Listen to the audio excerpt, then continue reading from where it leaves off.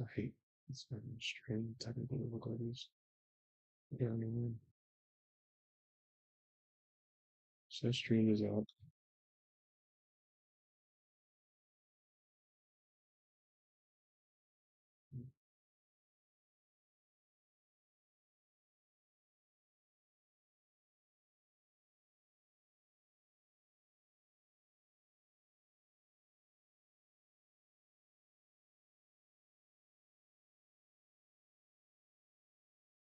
Working?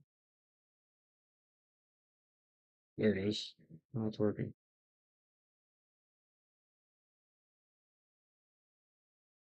I don't know what's going on.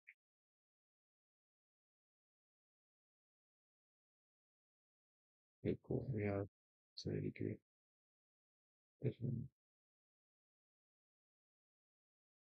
My bad, guys. But back to that. All right, cool. So it's up on this. So I need to make sure that it's up.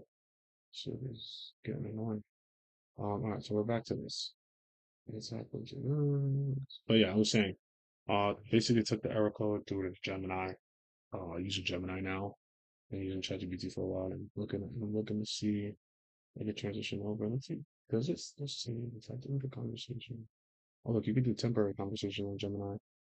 Been using it to help apply to jobs because it's freaking insane. We will Getting use all these AI in jobs. 3 parts of cybersecurity. The first one is offensive. So penetration testers or ethical hackers can use AI to do some of the tedious tasks. For example, if they are Yeah, performing information gathering and they have large amounts of data, AI can actually filter through that data and make sense of it so that the ethical hacker can have more time to do the important work. And in defensive exactly. cybersecurity, as I explained earlier, AI can actually analyze the logs, it can generate alerts, but also in some use cases, it can perform things like incident response if you integrate that AI with your incident response plans and playbooks. Now, in the real world, I've seen this used with limited success. It really depends on the environment, on the maturity of the environment, but I want to stress Exactly. that in this instant, AI is not really replacing incident responders. Instead, it's just saving them some time so they have more capacity to Exactly. perform the important tasks. Remember, cybersecurity professionals are extremely busy people, so using AI to save us some time can help cybersecurity professionals stay ahead of the curve. And the third use case in this lesson is actually in software security. Now, you may have heard of the term vibe coding, where we get AI to write code for us. This has a lot of problems because more often than not, that code can have vulnerability in it. And there actually has been some instances where applications that were vibe coded got hacked because the code was not secure. However, in software security, you can use AI to scan code to find vulnerabilities. I've seen it used in things like SAST or DAST, which is basically static or dynamic analysis of source code to find vulnerabilities in it. This can save us so much time. And now with all that in mind, let's jump into the practical exercise of today. Now in task number 1, we need to launch our virtual machine. With TryHackMe Advent of Cyber, we have a target machine, that's the machine that we will attack, but then we have an attacker machine. So we need to launch both of them so we can use the attacker machine to attack our target machine. Let's do it together.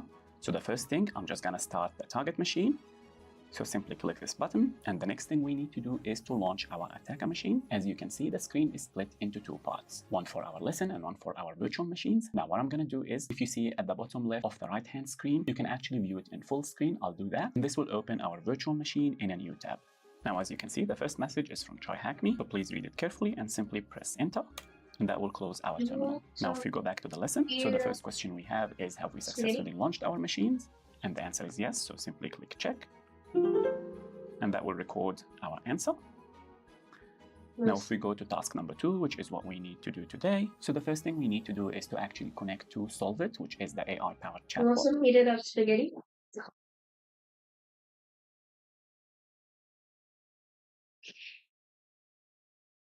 Here you'll have the IP address generated for you. So yours might be different than what I get. So once you launch your machine, this IP becomes visible. So all I'm going to do is I'm just going to right click, copy,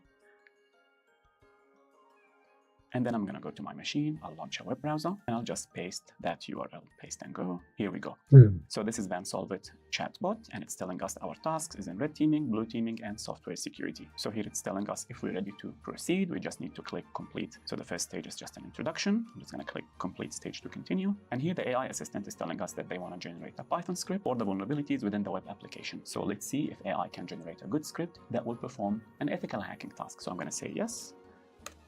We shall begin. We have to wait for AI while it's thinking. All right, looks like we have an answer. So AI was able to scan the file login.php, and it found that it was vulnerable to SQL injection attacks. And this attack will enable us to bypass authentication. This is a very serious vulnerability, and it's more common than you think. Now, AI here is telling us that they can generate a script that can compromise this vulnerability, and it generated the script for us. So it's telling us to basically copy the code and paste it into a text file. Now it's telling us to use nano script.py. Nano is a text editor. You can use any Linux editor that you're comfortable with. So what I will do, I will simply copy this code. So I'm just highlighting the code. I'm gonna do right click, copy, and then I'm gonna open the terminal and just to see which directory we're in. So pwd, present working directory, we're in root, ls. So I'm gonna use vi editor because I'm more comfortable with it. So I'm just gonna say vi script.py.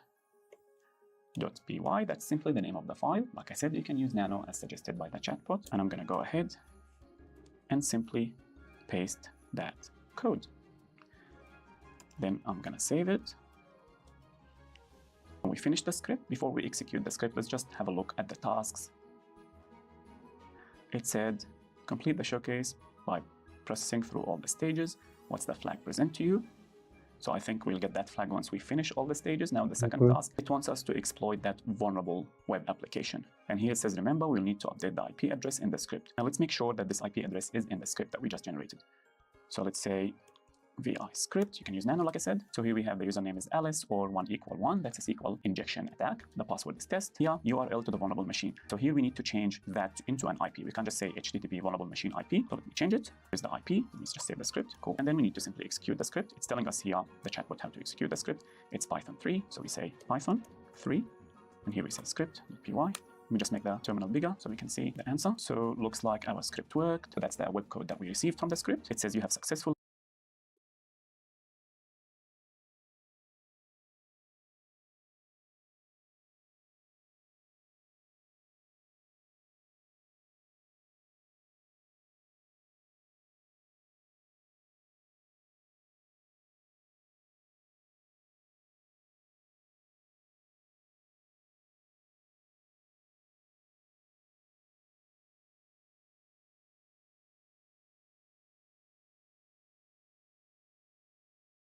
logged into the system. All right, now continue looking at the code, exploit successful, flag. Now this is the flag that we need. Now I'm curious, I want to see how this looks like in the actual web page. And we can just say right click, paste. I want to copy that web page into the browser. Let's see what it looks like. So here the username that we entered was Alice. Let's get it from the script. So here the username was Alice or 1=1. So paste. And the password was test. Let's see if it works. Don't want to save password. Here is exploit successful, and that's the flag. That's hilarious. It's the same flag that we got as the output. Let's paste. Perfect. We got that. Now we want to finish the rest of the showcase. Let's just go back to our band solve it. It says when we finish, we said complete stage. Excellent. The next one is for blue teaming to analyze logs. You can ask me to analyze an example of logs for the attack we just performed. Let's just say analyze logs. Let's see if the AI is able to detect that an attack has happened. Here we can see the output is analyzing for us. It's showing us that the password was 1=1, which is a SQL injection attack. And it found our IP address, which is the attack box that we used to hack the web application. It's given us the time of the attack, the URL that was used, the username, Alice, and it's even telling us it was a SQL injection attack, which is really an example of how AI can be used to analyze log to alert the blue team or the defensive team or the SOC analyst that an attack has happened. That was great. Next thing we say complete stage to continue. And finally, the software security part of this task. Now we're going to use the AI assistant to analyze the source code to find the vulnerability and help us fix it. We know it's vulnerable to SQL injection attacks, so let's see if it can find this vulnerability. So here we're going to say yes, take a look. As we can see, AI was able to identify that vulnerability. It showed us exactly which line was causing it, meaning when the user enters the input, it goes directly to the SQL database without any sanitization. And here it's telling us how to fix it using a classic user input validation technique. Here it's telling us which function to even use, which really is useful for individuals who perform secure code review because it quickly scanned the code, told them what to do. Now they can simply go and fix it. And it's even telling them what tools to use. And that will conclude our activity. So finally, we click complete showcase. And voila, we have the flag. I'm just going to copy this flag, go back to my lesson, and simply paste this. And click check. Here we go, finished. And finally, if you enjoyed the room, Please check Defending Adversarial Attacks. That's a room by TryHackMe, which is an excellent platform for you to learn hacking and practice with these things. Now I'm just going to quick check to conclude this lesson. All right, pretty simple, pretty easy. Let's jump into it. So let's spin up the machine and attack machine. So,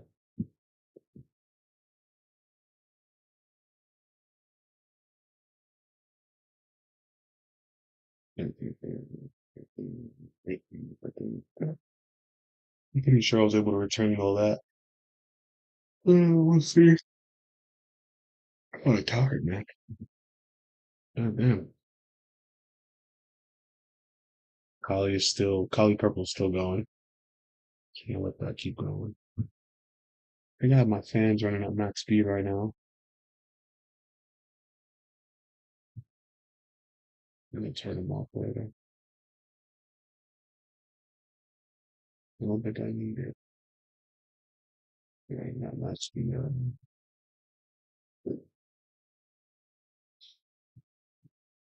Thank you. It's a lot of talk. Thank you, baby. Love you. You want to keep the door open? Huh? Keep the door open? If you want. Close that window when you're done? Yeah, no, I'm okay. Because it's cold. You can close it if you want. That's fine now, but you don't close it too. Oh, okay.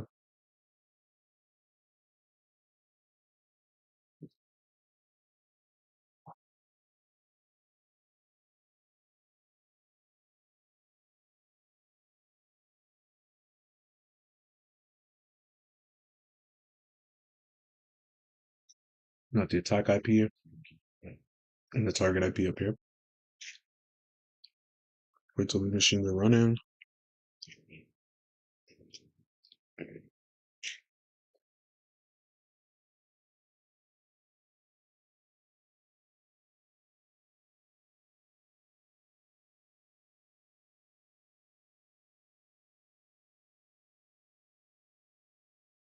Right, so when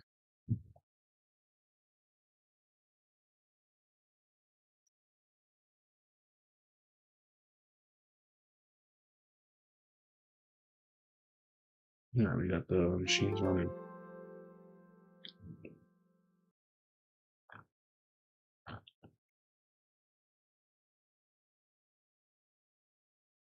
Okay, here we go.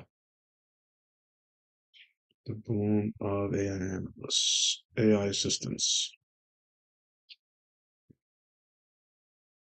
And like you said, the air assistants are dope, but there's a lot of people using them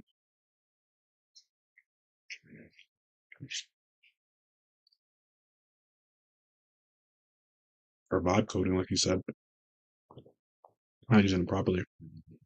It's messing them up. Definitely not a good idea. Always a good idea to go back and check your work. And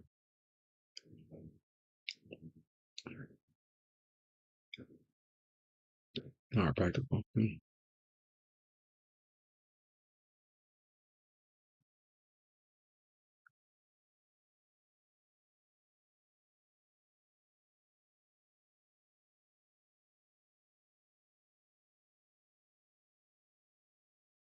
Mm.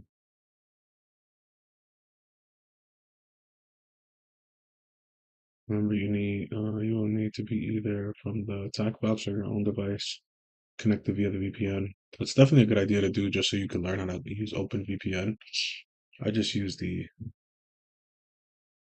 shit did it not go through.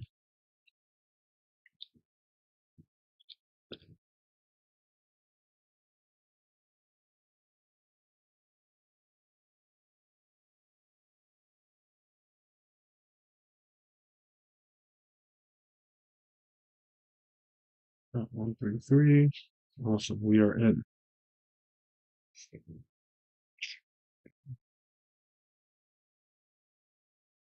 Oh, damn. I don't want to do that. How do I make this full screen?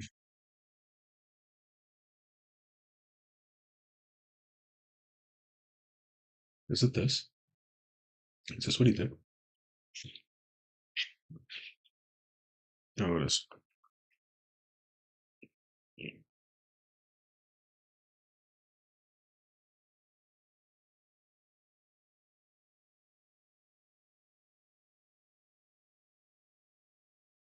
All right. Welcome to AI Showcase. Here's an interactive valve to show you how AI can be used across three areas: security, red team, blue team, and software security. Boom.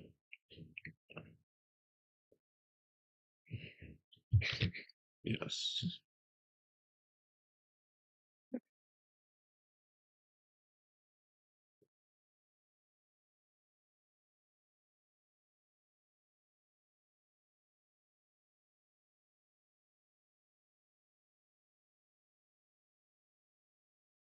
Awesome.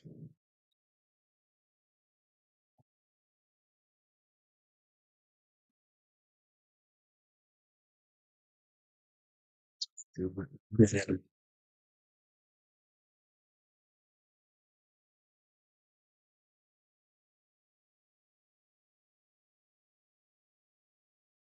don't remember what I named this. Is it called?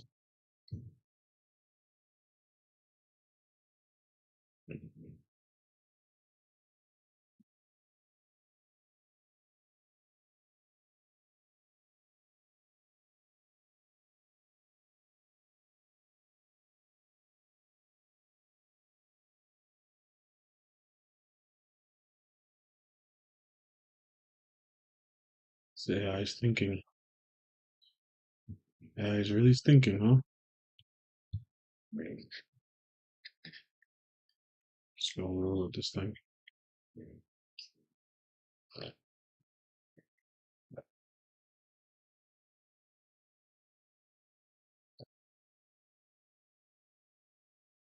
There it is. That was weird.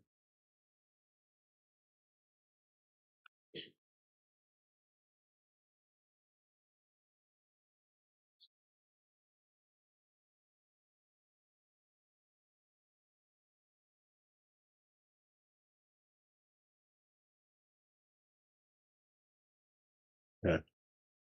But really, it's just because of SQL injection, like they said, when the attacker inputted Alice or one equals one dash dash space dash, the SQL inquiry is vulnerable to SQL injections. Here's why: SQL mechanism the user fields used to. Okay. How to use the file. Using nano or VI script to create the file, paste the script into the file, save it with Control O, and then okay. So we can do that. We can go to terminal. Probably do exactly the thing. Just copy the whole thing. And then we have to remember to change, like he said, the URL for this. So we could go in and just do hey, um, nano script py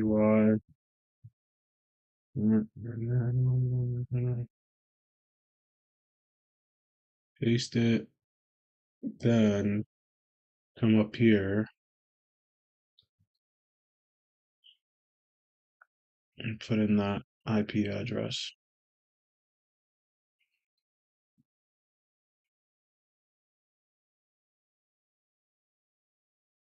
right here, 5,000.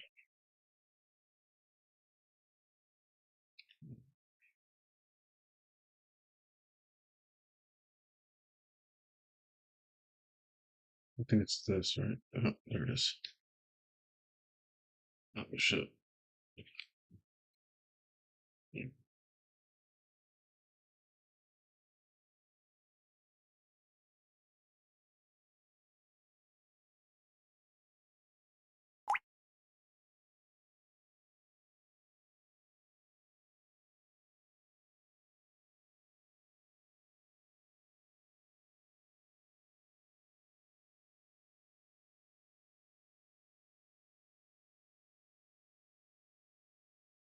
Paste it again.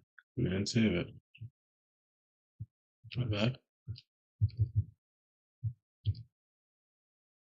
So the IP is 10.80.35.33. Then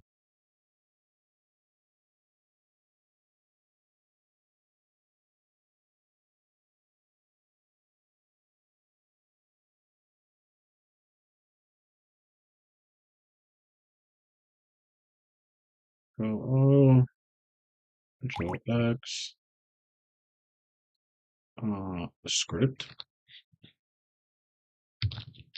PY.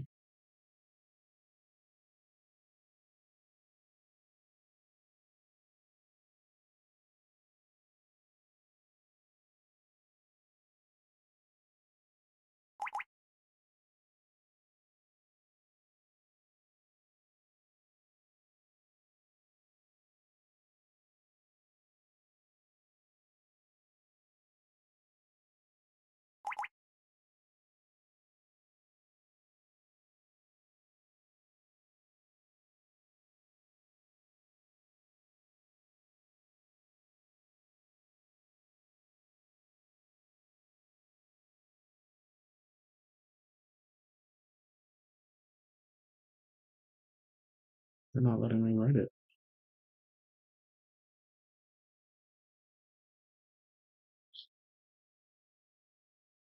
Ugh.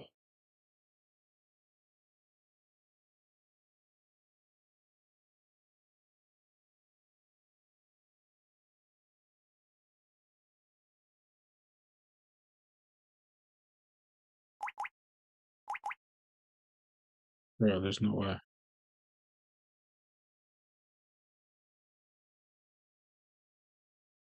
No, it's not gonna let me hit to files. Damn, how am I gonna do that?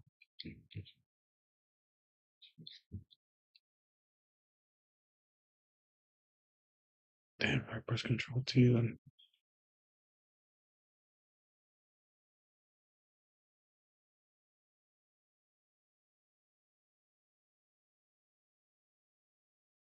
Let's see.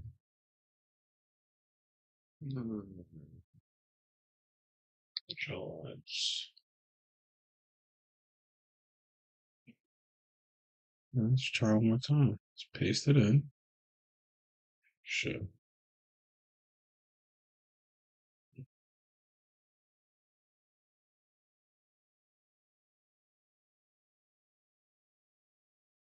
Okay. Let's go to LS. Script.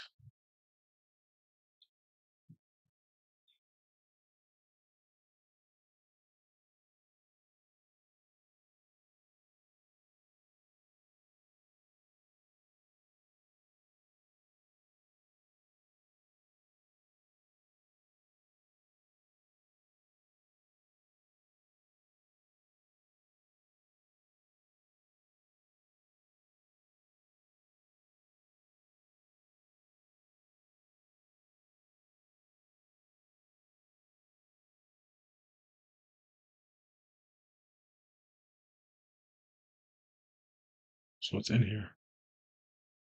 So,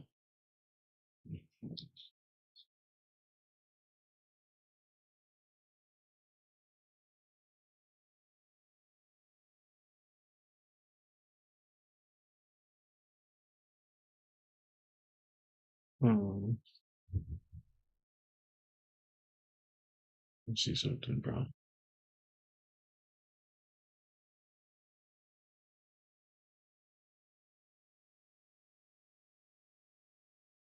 There's no way.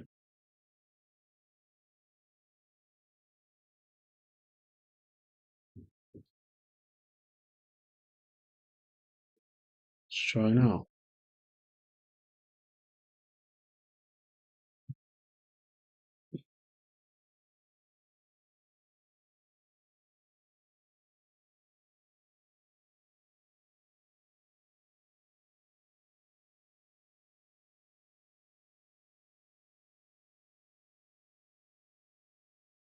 Okay, this is the response.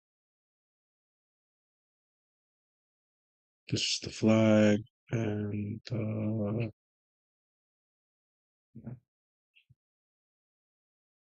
Where the heck is the password? I think the password was test anyways, but I'd like to see it for myself here.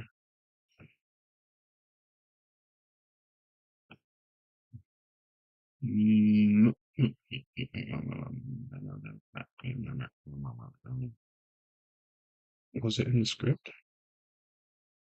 Oh yeah, it was.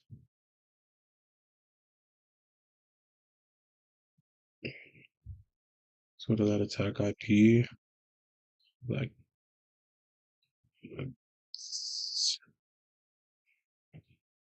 10, 30, dots, 125, 123, 5,000. Should pull up that login menu like you mentioned. Let me save this. The flag that he mentioned also. Flag, exploit, copy. It's over here. Because the vulnerable IP was this. No, it's login PHP. Wait, let me throw this in the boom. Oh, damn. What's right here?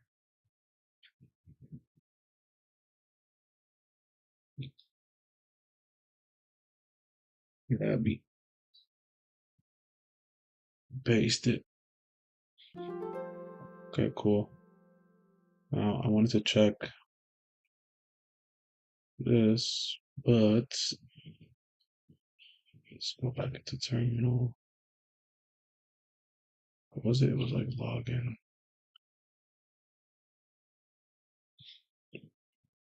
It was this. Oh shit.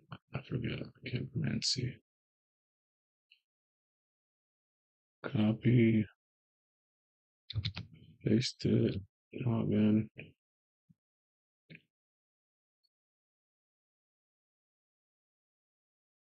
Should bring up that login window.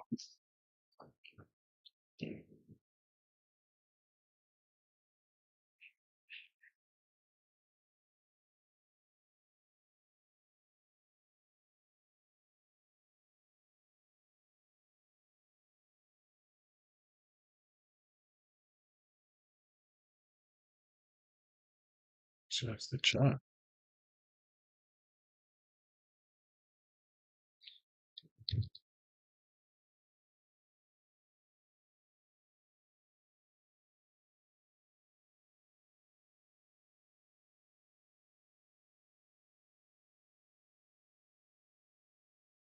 It's gotta be 1080, 35. All right, well, maybe I'm lost. Let's go back to that video real quick, because what the heck? I thought I was in the right place.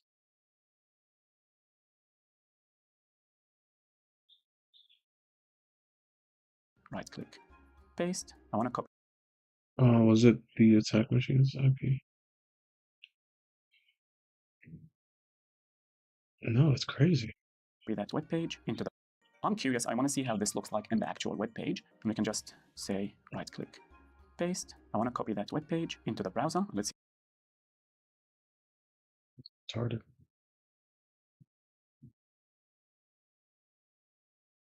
Could have sworn I did that. No, I didn't. Because if I did, it would have pulled up. Okay. Now we're on the right track. Let's test all the vulnerabilities that we can. It was this. Copy. Paste the brownies and test.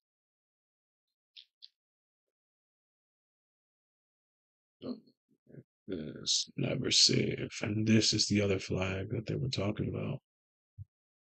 Oh, this is the actual flag that I think is already inputted in. Boom, right there, exploit. And then the last flag is this one when you complete the actual thing. All right, awesome. So now that we ran the flag, boom, now we go to complete the stage. Now we're going to go to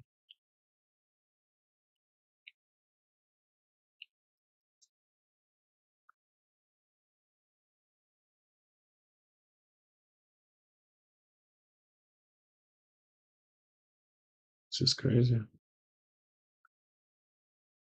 Yeah, repeat.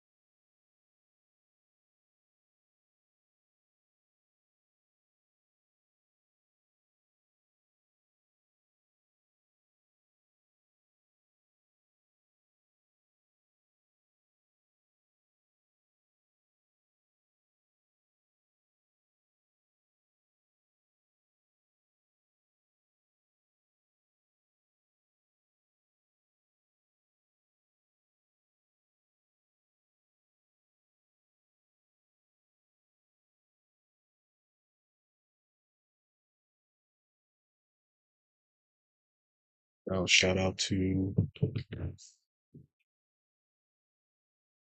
hey, what's up? Yeah, sure. No, you say you're good. How do you say that?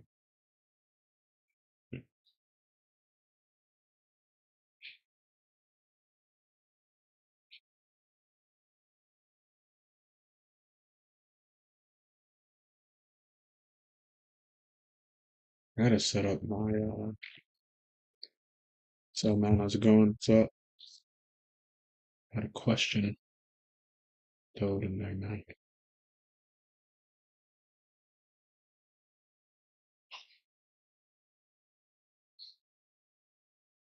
Name's Walk.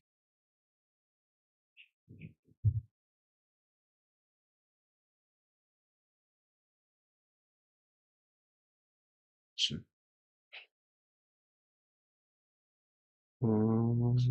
let's keep going. Sorry about that. Okay.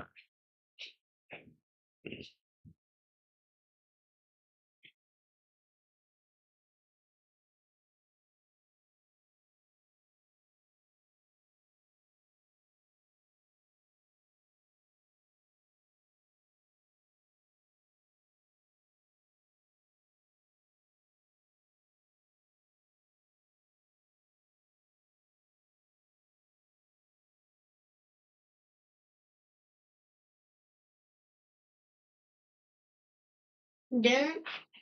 Yeah. Thank you. You're welcome.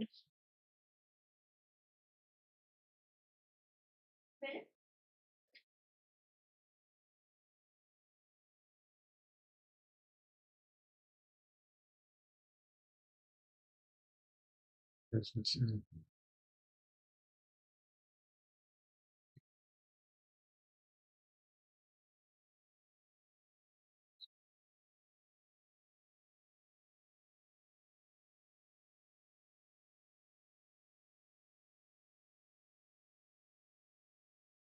The user's IP. Log entry included the user's name, password, which is classic SQL injection.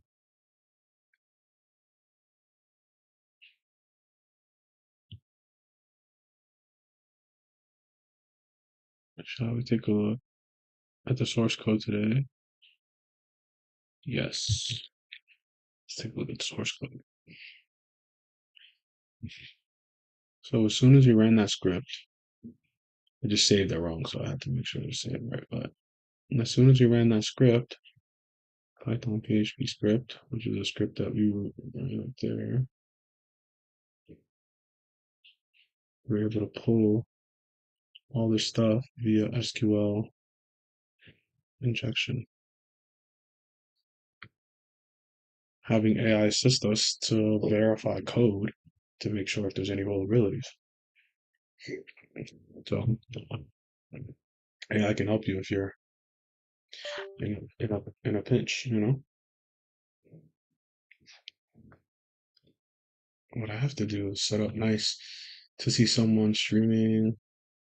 Try hack me, yeah. I'm a beginner on the platform trying to improve my skills. I type something wrong. English is not my main language. All good, man. What's your main language? What's up?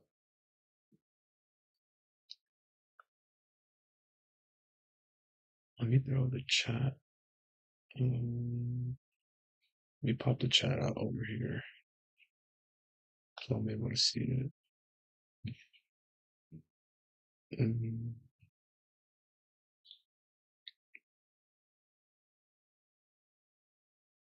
let's minimize this. Let's see. Oh, here we go. But when this thing is done, I'm gonna throw up. I'm Brazilian. So Portuguese. Nice, nice. That's what's up, man. Shout out to the people of Brazil. This is Brazil. Seems like this nation. All right. Just so you guys see in the background, like I was doing before, I have purple loading up. So installing the primary driver.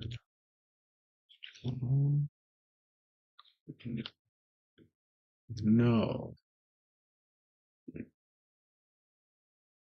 All right.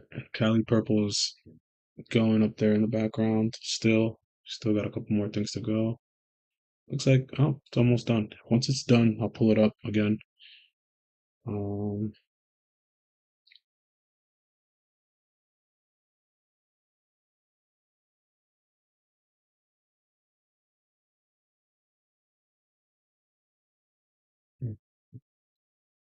see my phone here on this side.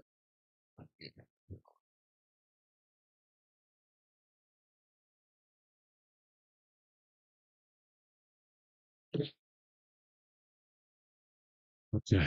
All right. So let's read this again. Okay.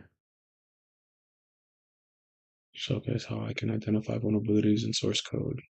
And this is perfect too. This is exactly what I was talking about.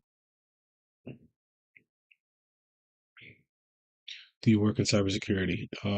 Yes and no. Not yet. Just do high level IT. Trying to bunch into cybersecurity. So I'm doing a whole bunch of these to, I guess, showcase my work. And then I guess move into a higher level cybersecurity role. Uh, just got Sec Plus the other day. Trying to see where is it?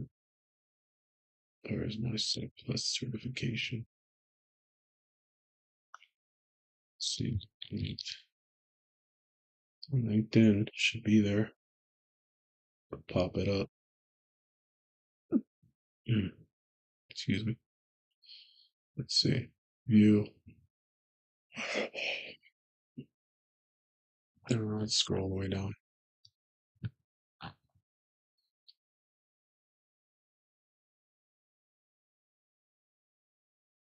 Boomskis right there. Cybersecurity.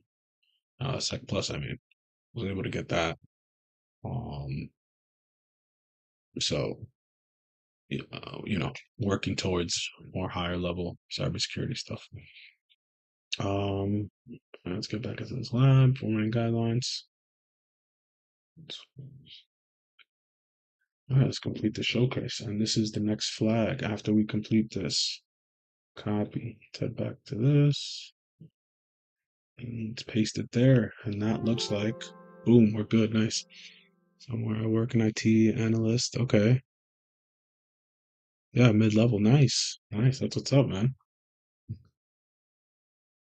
That's cool. It's good to see other people uh doing cybersecurity, man.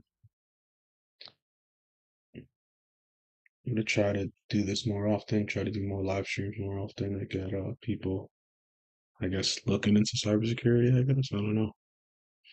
All right, we got another ticket for the advent of cyber. Nice. So I think we have how many tickets now? Let's go to continue. We did it. Boom. So we have, I think we have one, two, three, four, five. So we should have Or how do I even check how many there has to be a way to check. I'm gonna try to bang out as many as I can today of these, but um, is it under badges? It wouldn't be under badges. It would be under view profile.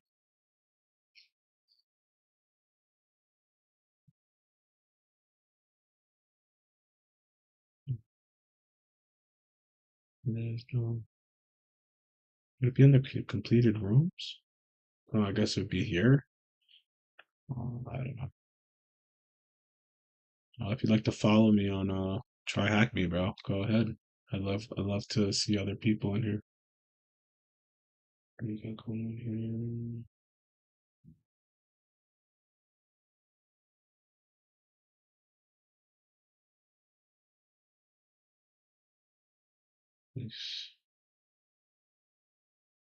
Nice, man. Appreciate it. Love the follow. Try to grow this community, cybersecurity community. All right, let's hop back down into this. All right, this time we're not going to watch the video. They have videos. If we do get stuck, we'll watch it. But oh shit, I forgot to power this down. Terminate machine. All right, let's look at the synopsis. This is story 5. The elves of Wareville are on a high alert since McSkitty went missing, and recently the support team has been receiving. Let me zoom this in. I'm pretty sure you guys can't see this. Let me make sure you guys are. Let me bring this in a minute. Because I think I'm blocking you guys right there. Okay. Um, let's kill this machine. I thought I terminated it. Let's close that. Let's get on the next one. City. They also mentioned that they're receiving many targeted phishing emails containing information that is not public, which was true in the beginning. The support team is worry and has enlisted the help of TBFC staff. When looking into the particular case, they discovered a especially name account named Sir Carapon, and that's the person that I guess we are, which has many vouchers assigned to it. For now, they deleted the account and retrieved the vouchers, but somehow something is going on. Can you help TBFC staff investigate the Try Present Me website to fix the vulnerabilities? All right, let's hop into that. All right, so let's start the target machine. Let's start the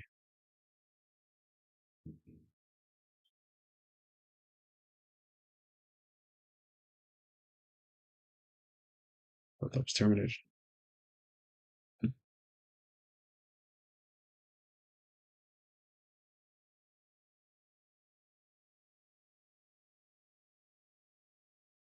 Wait, I said it was there. No way. It's not letting me use it.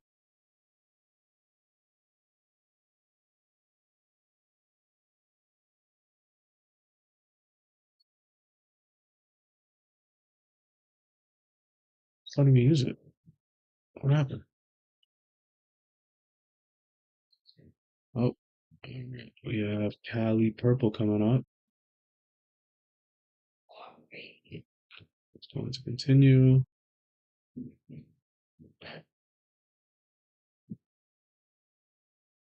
Looks like it's almost done. And we can jump into this after we're done with TryHackMe. Attack box are only for 1 hour as free users. I think you can use using open. Yeah, that's exactly what I was going to do. It's kind of whack though. All right, whatever. let's jump into that. I think I have a Linux VM that is already up and running that I can use as my attack machine, which is kind of annoying, but whatever.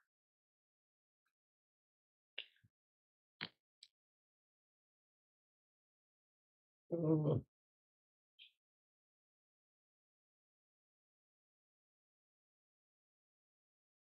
What happens if I do that?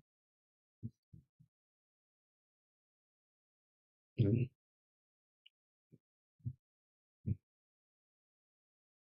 Cali Purple's still running in the background.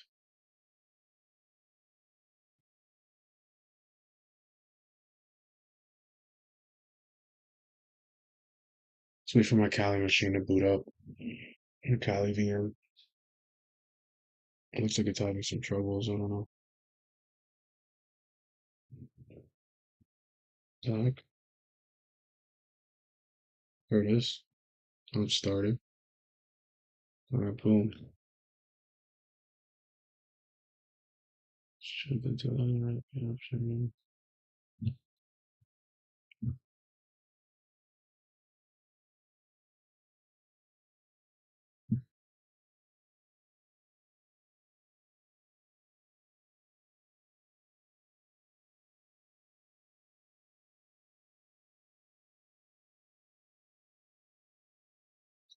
Back here. Let's wait for that to boot up. And then we'll jump into this. Can I pause this?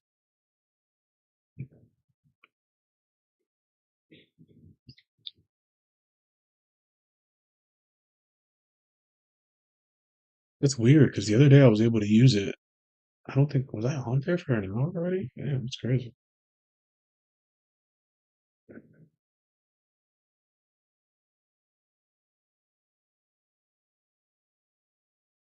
Oh, I think I have to set it up on this one. I don't think I have it set up.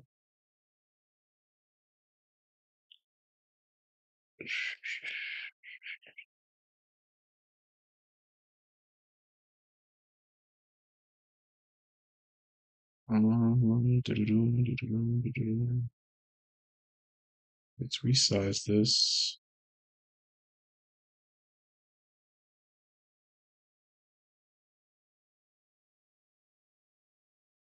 I'm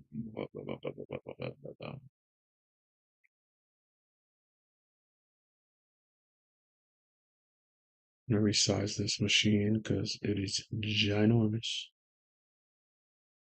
Apply. Okay, here we go.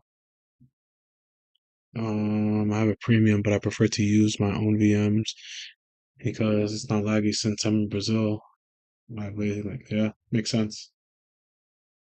All right, we got our Kali machine. Hold up. I'm gonna throw it over here on the side.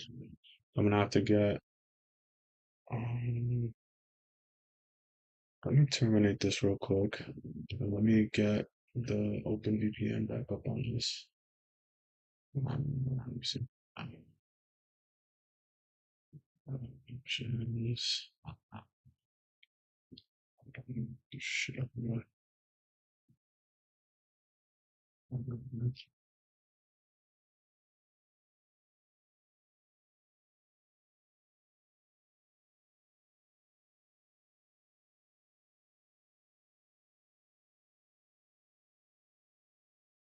chin.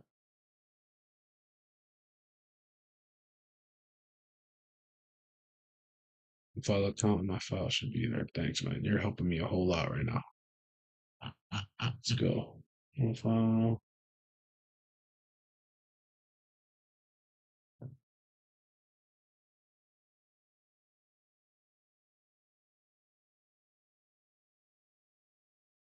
Profile and account. It should be in here. Manage account. Gotcha.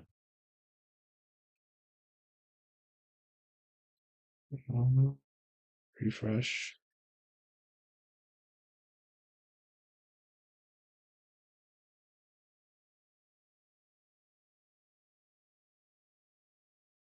Configurations. Windows.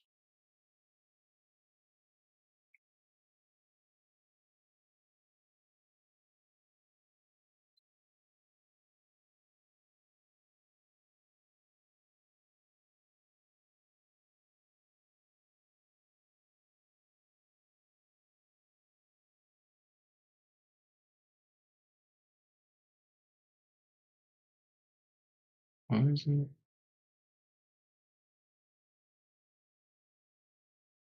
Oh, my region was in freaking Ireland for some reason.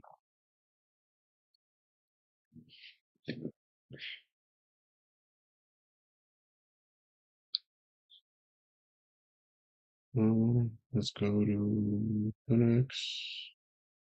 This.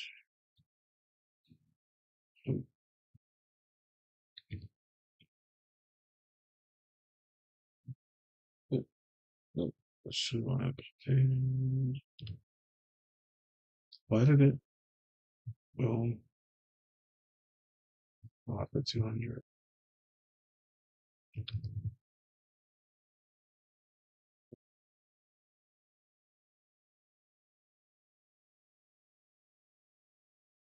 Did the same thing again. I put that up in the column.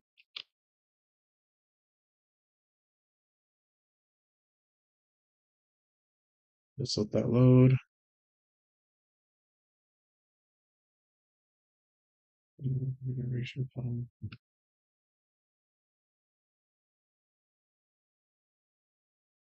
feel like I did this once, but saying to do it.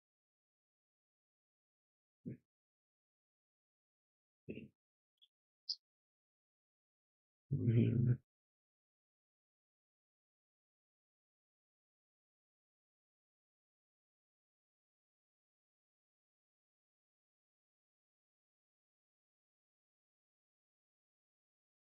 How do we download the configuration pack? I don't see it. I don't know where. It says refresh here. Networks. Oh, download regular configuration.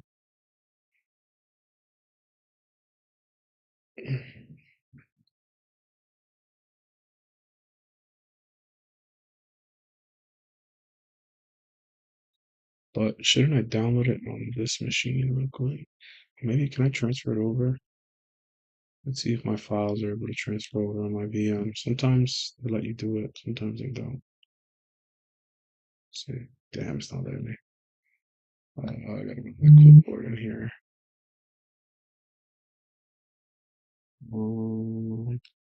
Settings, features. Oh, it should. Yeah, it should be on bi-directional. If not, I could just log into this and do it here. What's the next thing I said to do? Yes. Sudo apt install open VPN. Okay, let that download.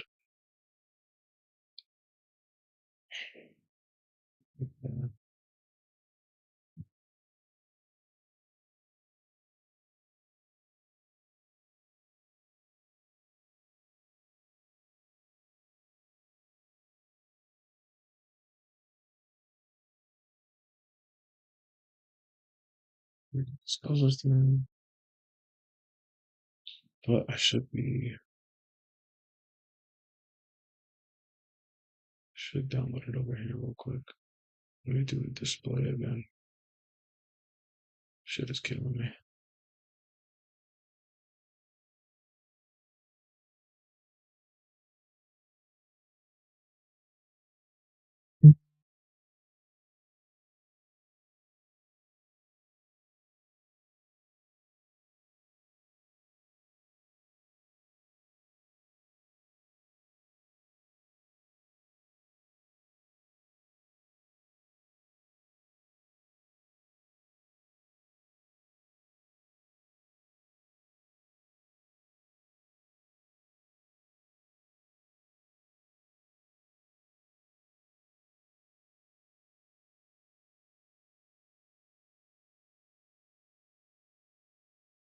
Would you do that for everybody? Okay.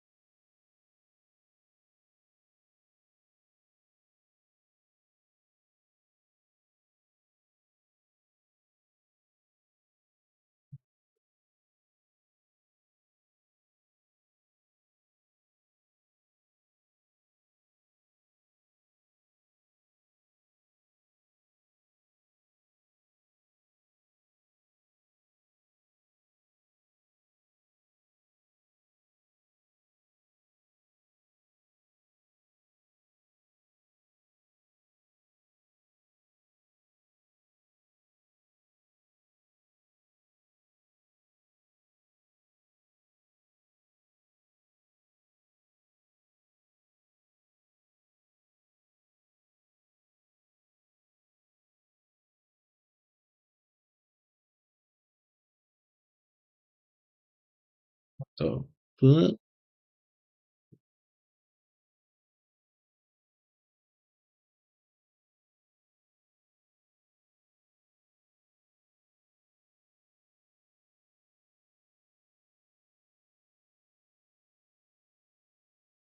what the hell that is? Let this open. Then we have to let's do this a different way. Let's see.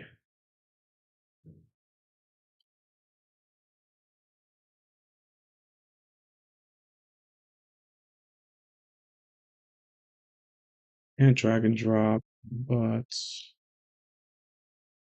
what I'm not sure how to do is let's get back here.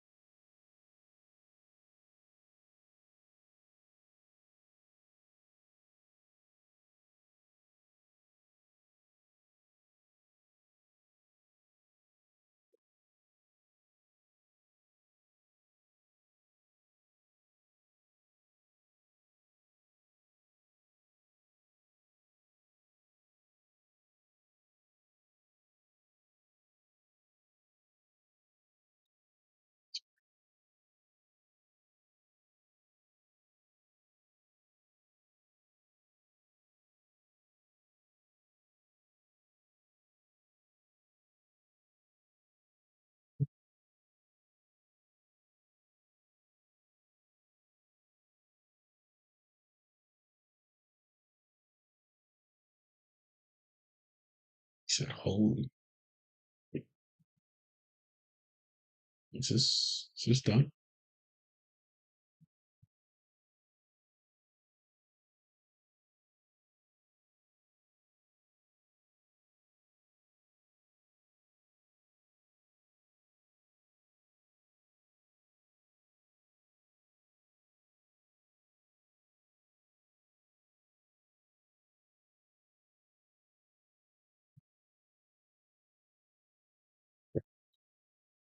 Start to roll.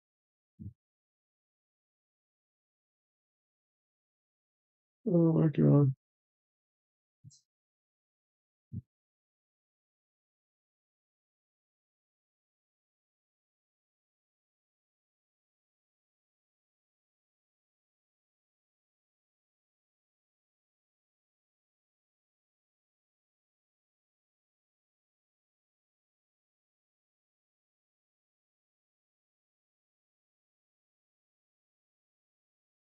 Something right back. I gotta use the bathroom. And, use the-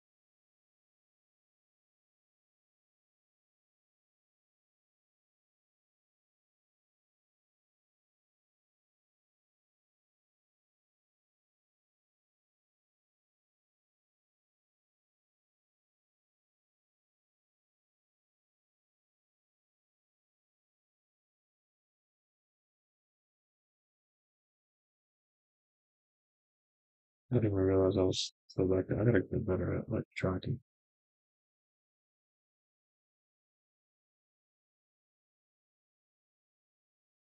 There it is, Cali Purple spinning up. Mm,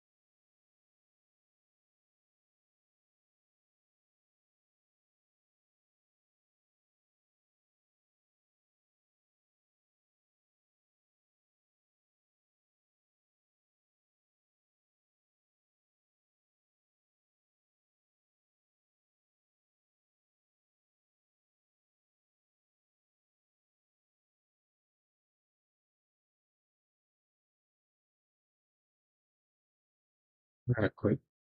I gotta quit this shit. This shit is pissing me off.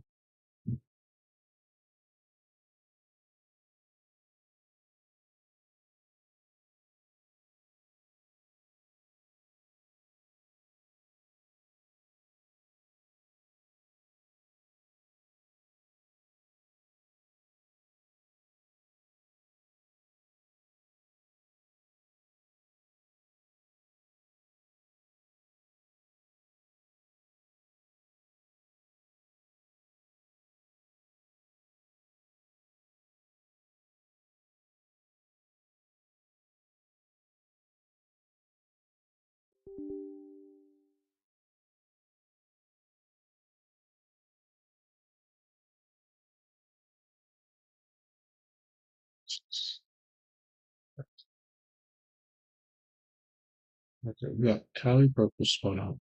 Now we're just waiting for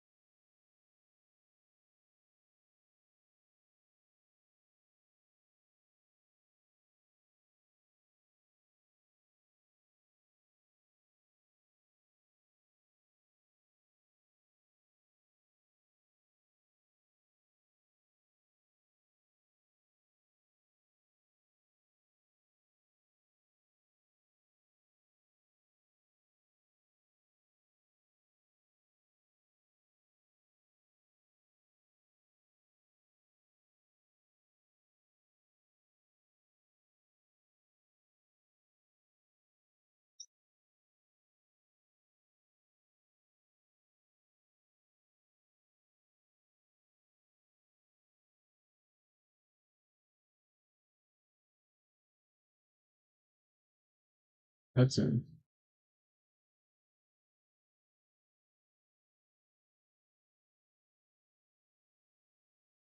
Ooh, this is nice. Alright, well, yo, I'm gonna come back to this, but this is fucking fire.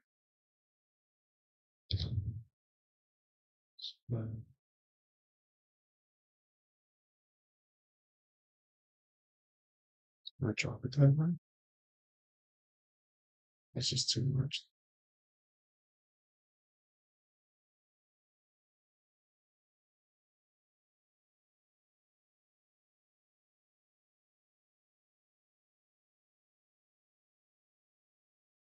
It's just too much.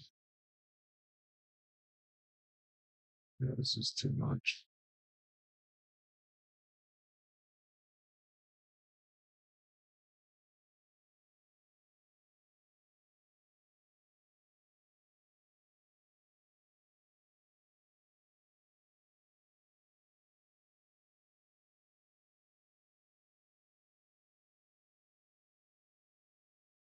Does this work? No, it doesn't work either. Should honestly make it the biggest fucking one. See what happens. It's too much. I feel like 1920 to 1080 is always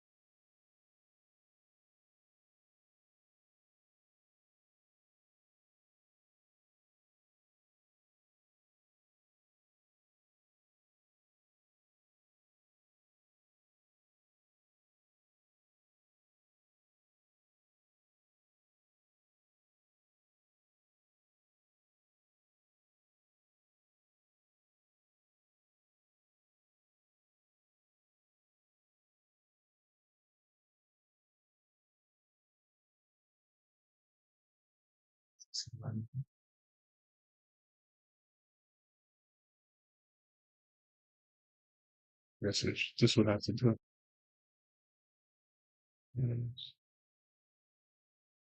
How you purple that is.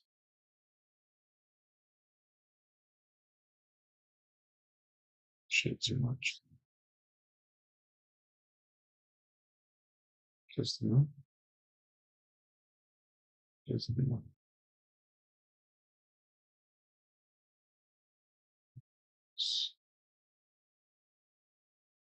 Too much to whatever. That's how it's there. Damn, Cali purples. These are the things that they were talking about. Your purple team stuff, your red and blue team stuff, your forensic stuff, forensics tools, and they have a whole bunch. Digital forensics. A lot of these tools I'm gonna go over and go through. Oh, your brute force. No thanks. Your password cracking. Hey, cheat crack. That's pretty dope. All right. I'm gonna run this one. I don't know if I can run this one in the background while I run regular tally. This is gonna be just another one I have set up. I'm gonna have to go to Cali Purple later on. See if I just run this one real quick and see what happens. Let's head back to this. Let's watch this real quick. Hey everyone, welcome to day number 5 of the advent of cyber on TryHackMe. Let's not waste any time, let's just go onto the computer and see what today's task is all about. Alright, so we are here on TryHackMe and the title for today's room is IDOR. Santa's Little IDOR, and IDOR stands for Insecure Direct Object Reference, and we are going to learn about this type of vulnerability while helping pentest the TryPresentMe website. Awesome. So the way we are going to divide this video today is going to be like this. There are 3 main parts, right? So first we are going to start with the storyline, then we are going to set up our lab environment, and while that is loading, we're going to go through all of the theory that we need for the practical challenges, and then we are going to dive into those in no time. So yeah, let's just get started with the storyline, shall we? So it looks like the elves of Wareville are on high alert since McSkitty went missing. Recently, the support team has been receiving many calls from parents who can't activate vouchers on the TryPresentMe website. They also mentioned they are receiving many targeted phishing emails containing information that is not public. The support team is wary and has enlisted the help of the TBFC staff. And when looking into this peculiar case, they discovered a suspicious name account called Sir Carrot Bane, which has many vouchers assigned to it. For now, they have deleted the account and retrieved the vouchers, but something is going on. Can you help the TBFC staff investigate the TryPresentMe website and fix the vulnerabilities? Let's try. I mean, that's the least we can do, right? So we have some learning objectives here as well. So here's what we are going to do today. We are going to understand the concept of authentication and authorization, and both of these concepts are very, very important in security. Then we are going to learn how to spot potential opportunities for insecure direct object references, the IDORs. We're going to exploit IDOR to perform horizontal privilege escalation, and we are going to learn how to turn these IDORs into SDORs. So basically the same, but secure direct object reference. So the way I see it is that first we are going to learn some theoretical concepts that are going to be very important for us to understand the impact that a vulnerability like this can have. Then we are going to spot how you can actually spot for opportunities to exploit the IDOR.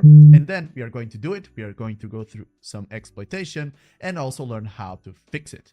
Perfect. Now, with all of that out of the way, that was the storyline for today. That sounds exciting. So for now, what we are going to do is we are going to connect to our machine and set up our lab environment. And today we only need two different things, right? We need our attack box and our VM. So the VM is where the TryHackMe website is going to be hosted and where we will be able to access it. All right, so it's very, very easy to set up your lab environment with TryHackMe. So all you need to do is click two buttons right here. So let me start with the target machine, which is the easiest. So you basically just click on that big green button and it's already loading. Usually it takes like a minute or so. And then you start the attack box, this big white button here on the right side of your screen. So if you click on that, you will see that it opens this right side panel, which is not ideal. Why is that? Well, I'm in the way, basically.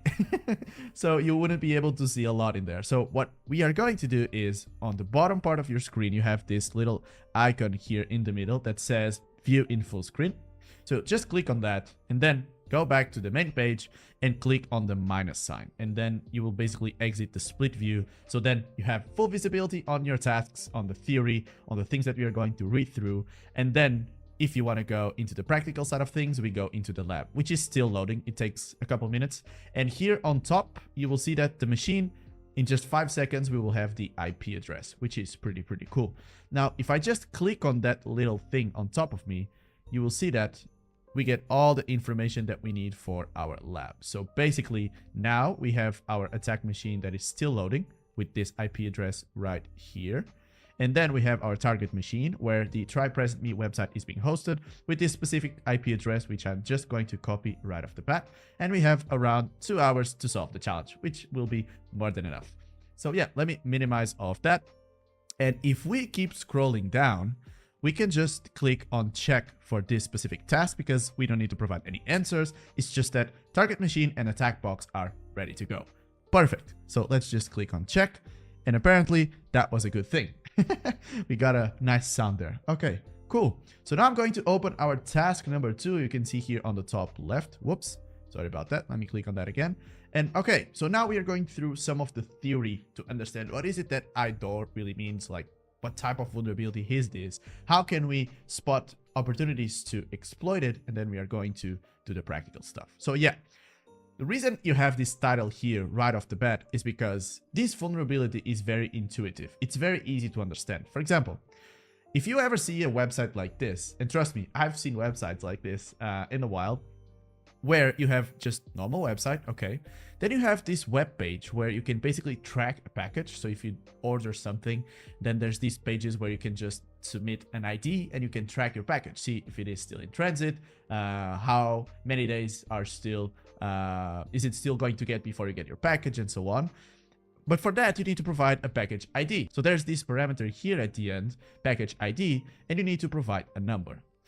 Now, when I look at this, I'm like, okay, my package ID is 1001. But what happens if I provide like 1002 or 1003? Like, am I going to get access to data that doesn't really belong to me? Is the application doing any checks in order to only give me access to information that I should have access to? That raises a lot of bells, right? But this actually happens a lot. But in order for us to understand why this is happening on the back end, it's really useful to look at this table first. So take a look at this. You have a lot of IDs here on the left. So for package ID, this parameter, you have these IDs. And what is happening on the back end is a query that is very simple, like this one here. So you have a query that is supposed to select the person details, the address, the status from the delivery from this table called packages, where the package ID is a certain value. So you provide this value, right? The 1001, that's your package. So you get your own personal data. Of course, you have access to that. It's your own information. If your name is Alice Smith, right? And you get your address and the status, if it's delivered or if you're still waiting, and so on and so on. But if you provide one of these values here, so 1002, 3, 4, and 5, will you be able to access Bob Johnson's data and all of his personal information? I mean, this raises a lot of concerns when it comes to privacy and even security, because then all of this personal identifiable information is getting leaked pretty much, which is not ideal. So it's really obvious, because if you're using an ID that is basically a sequential number that you can basically predict, like ID number 1, or if it is a username specifically like user number 1, user number 2, then you can basically tamper with that and try to get access to stuff that doesn't really belong to you, which is not very ideal. Now, there are a couple ways that some applications might try to hide this identifier, right? So again, as we spoke, if you have something that is very simple like user 1 or just number 1, 2, 3, or 4, it can be very easy to just replace that with a different set of characters or a different string that is sequential and you get access to other stuff. But what if you get a random sequence of characters like the one we can see here? This might make it harder to guess, as it says here, but if the server still is not checking for permissions, it's just as insecure. Because if you can figure it out what's the logic behind this random set of characters, then you can still navigate it and try to get access to stuff, as you will see in just a couple minutes. So for that, it's very important that we understand these two concepts: authentication and authorization. Authentication is that thing where you're basically trying to prove if you are who you say you are. And you can do that in a lot of different ways, right? As it says here, this is basically the process which you verify who you are, and you can do it with a username and a password. So I'm David, this is my username, this is my password. Please give me access to all of my data, all of my previous orders, and all of the features that I can use, right? But then there is also authorization, which is the process by which the web application verifies your permissions. So if I'm a normal user, I should probably not have access to a admin portal or any of the other users' data, right? And for that, you need authorization to happen every time you make a request on the applications, not just when you log in. Does that make any sense? I hope it does make sense, because now we are going to cover the last part of the theory that we need for this particular task, which is privilege escalation, but two types of privilege escalation. The first one is the vertical, and both of these are very easy to understand. Again, vertical privilege escalation, I've already gave you an example that matches this. Basically, if you're a normal user and all of a sudden you perform an IDOR attack and you get additional permissions, you basically escalated your permissions to a level that is above what it used to be, right? But if you're talking about horizontal privilege escalation, now this is a different thing. This is where you're basically using the same features you already had access to, but now you're getting access to data that doesn't really belong to you, or you shouldn't even have access to it. For example, if you order something from a website and you're just trying to check your previous orders, it should just show you the things that you've ordered in the past. You shouldn't really have access to orders that were made by other users in the past and access to their credit card information and their payment information and their address and stuff like that. So that would be a typical case of horizontal privilege escalation as well. And this one is the most common. As you can see here, it also says here, IDOR is usually a form of horizontal privilege escalation, not exclusively horizontal privilege escalation. It is also used for vertical privilege escalation, but usually, and it's more common to see an IDOR being exploited in the wild as an horizontal privilege escalation method. So yeah, really cool. Now, I think it's time to do some practical stuff, right? That was fun. At least we got the theory that we need in order to target the tasks for today. So yeah, I already know that we have our lab ready to go. Yes, there it is. So the first thing that I'm going to do here is just come here on the right side. If I move my face out of the way, we have this toolbar here on the right. So feel free to use this to spin up your applications. And I'm just going to spin up the Firefox browser, put my head back in place, and go back to the main page where we can basically have some sort of understanding of what is up and what is it that we need to do right now, right? All right, so it seems like we have some credentials to access the TryHackMe website, and the username is Niels. Okay, Niels sounds very, very Danish. The reason why I say this is because I'm based in Denmark, and yeah, it's quite fun to see these in here. We have this password and the website. So let's just connect to the website. I hope this copy and pasting is working. So if I come back here and paste it on my browser, the copy and paste does work, which is nice. If you have any problems with copy and pasting stuff onto the attack box, it might be your browser acting up, or I don't know. You have this thing here on the left side of things, and you can use this clipboard here to copy and paste stuff into the attack box, which is pretty neat. But right now, I think we're good to go. So I'm going to log in onto this TryHackMe website by using the Niels account that is going to be our user for today. And I'm going to copy this password and just trying to log in.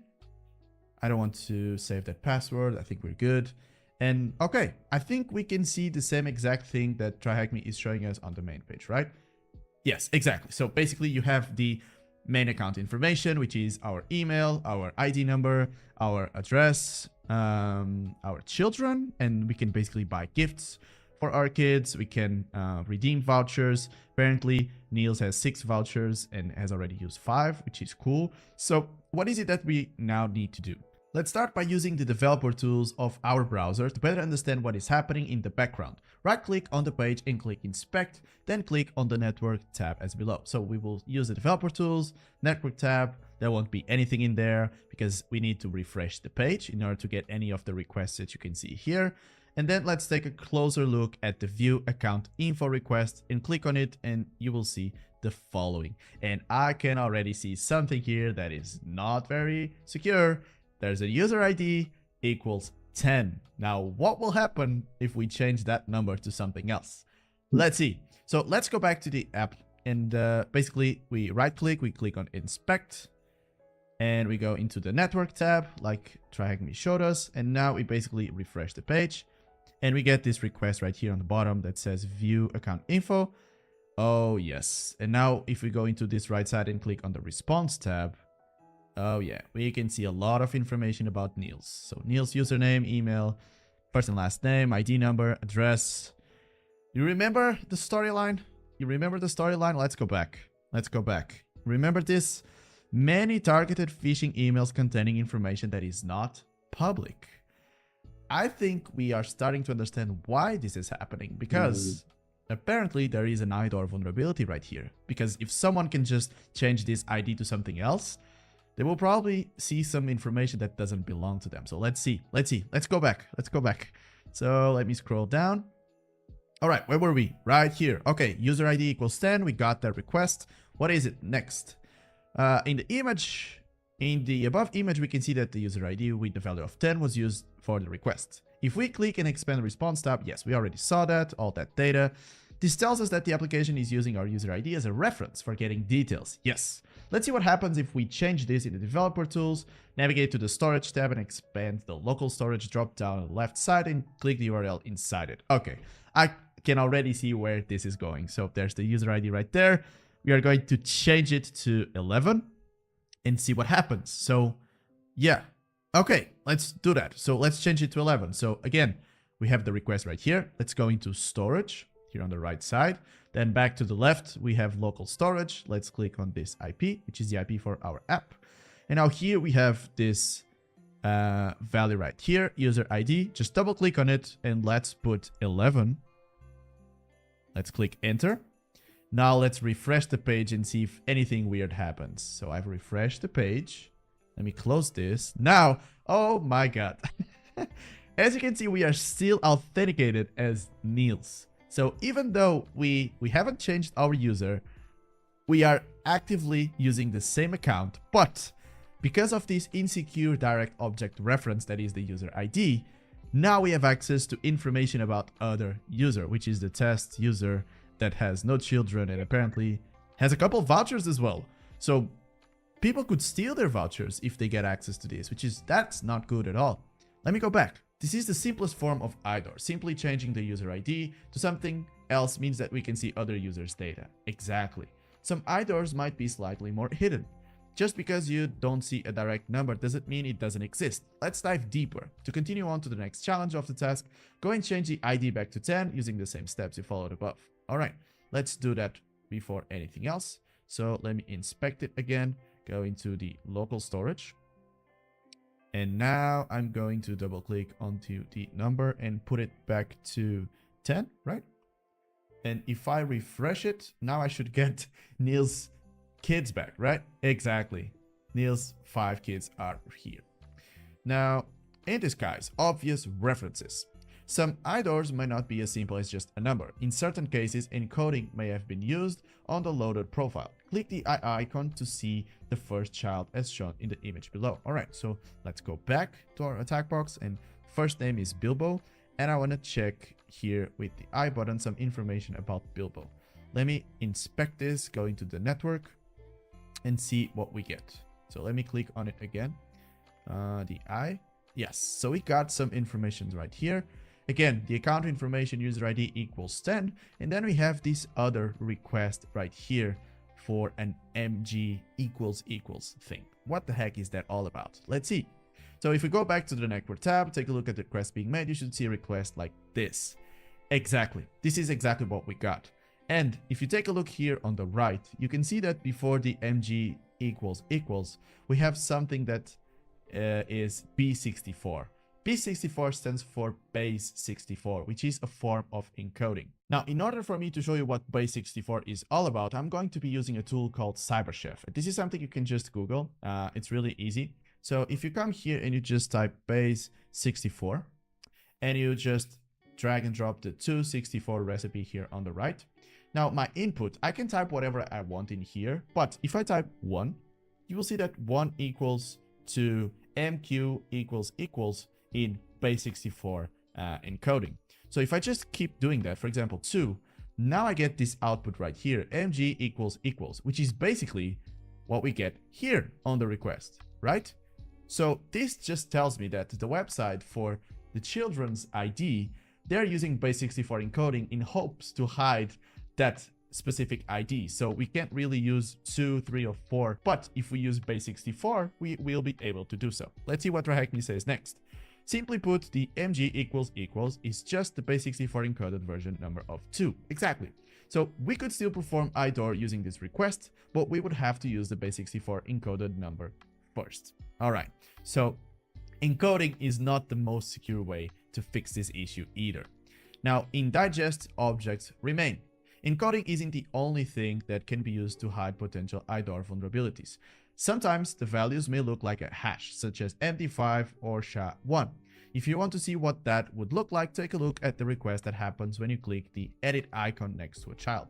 Okay, so if we close this and now I click on the edit icon right here on the left, now we get a different request right here, and on the right, you can see that the ID is a random sequence of numbers, but it's not really that random, because this is using the MD5 hash. And I know it is kind of random. What I mean by it is that this is something that we can also use, and it's not really that secure.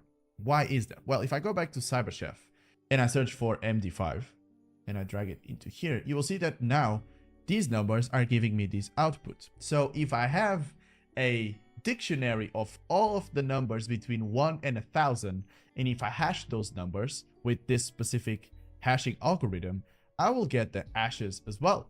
So I can just replace the hash in the request and I will get information about the other kids as well. So again, this is not as secure, and this is not something that you'd be using to protect passwords or anything like that, because then you can just use something like a rainbow attack to match hashes that you can then revert back to the original string, and then you would have the passwords of that user. So still, even if this is another technique that some applications might use to hide that identifier, it's still really not that secure.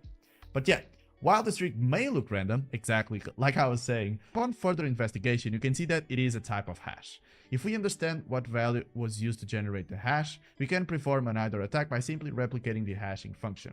And using something like a hash identifier can help you quickly understand what hashing algorithm is being used. It can often tell you what data was hashed. That is actually a very good point. So if we go back to our target machine and we check this hash right here, I'm going to copy this. And if we didn't have this MD5 bit on our request, it would have been a little bit trickier to understand what sort of hash there is in here. And that's why having websites like hashes.com can be very, very helpful. So if you just paste the hash right here and you submit to identify, you will see, all right, this was an MD5 hash. So yeah, there is that. All right, moving on. The last thing that we need to cover before we go into the practical questions is this part right here. It's deterministic, obviously reproducible. Sometimes you have to dig quite deep for IDOR. Sometimes IDOR is not as clear. Sometimes IDOR stems from the actual algorithm being used. In this last case, let's take a look at our vouchers. While the values may look random, we need to investigate what algorithm was used to generate them. Their format looks like a UUID, which is basically a universal unique identifier. Let me scroll down so you can see it.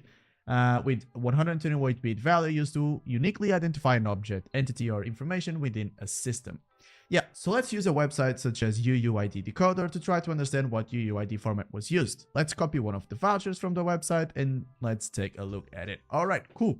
So I think we can already see it here, but if you just want to replicate it, let me just open this website here on the right side. Okay, cool.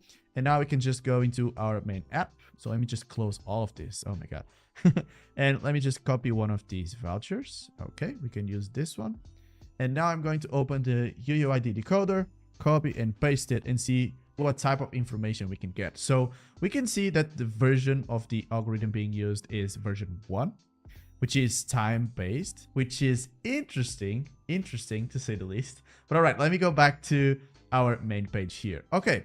While these look completely random, we can see that there is a structure, okay? We can see that the version 1 was used, and the issue with this version is that if we know the exact date when the code was generated, we can recover the unique identifier. Yes, so because we have a certain part of the token that is being used for specific timestamps, if we know the time, the exact time where the token was being generated, or the voucher in this case, then we can recover the identifier, which is a little bit dangerous to say the least. Let's see why.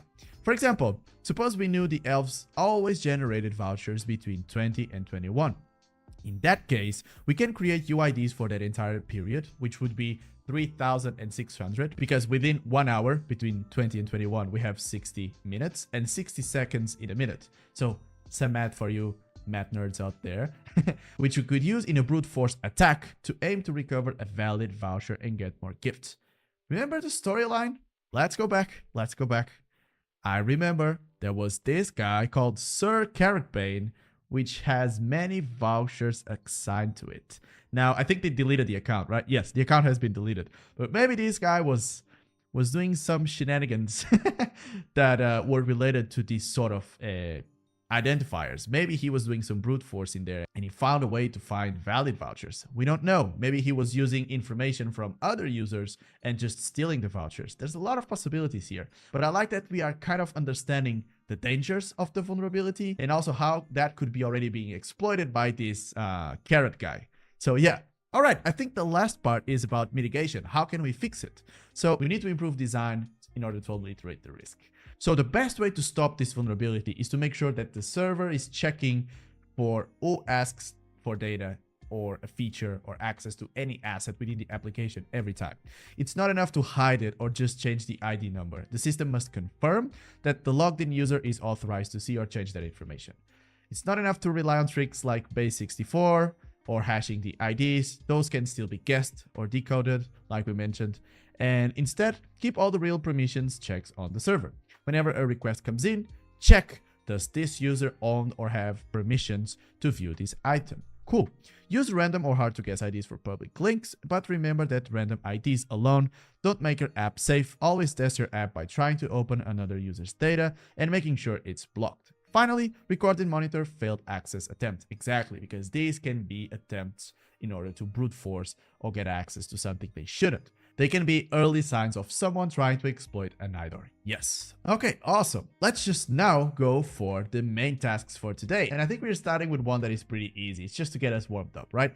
What does IDOR stand for? Now, I'm not even attempting to write this by myself. I'm going to make a lot of typos. So let me just make life easier for myself. I'm just going to copy it, but I can tell it by heart. So it's insecure direct object reference. Let's just check.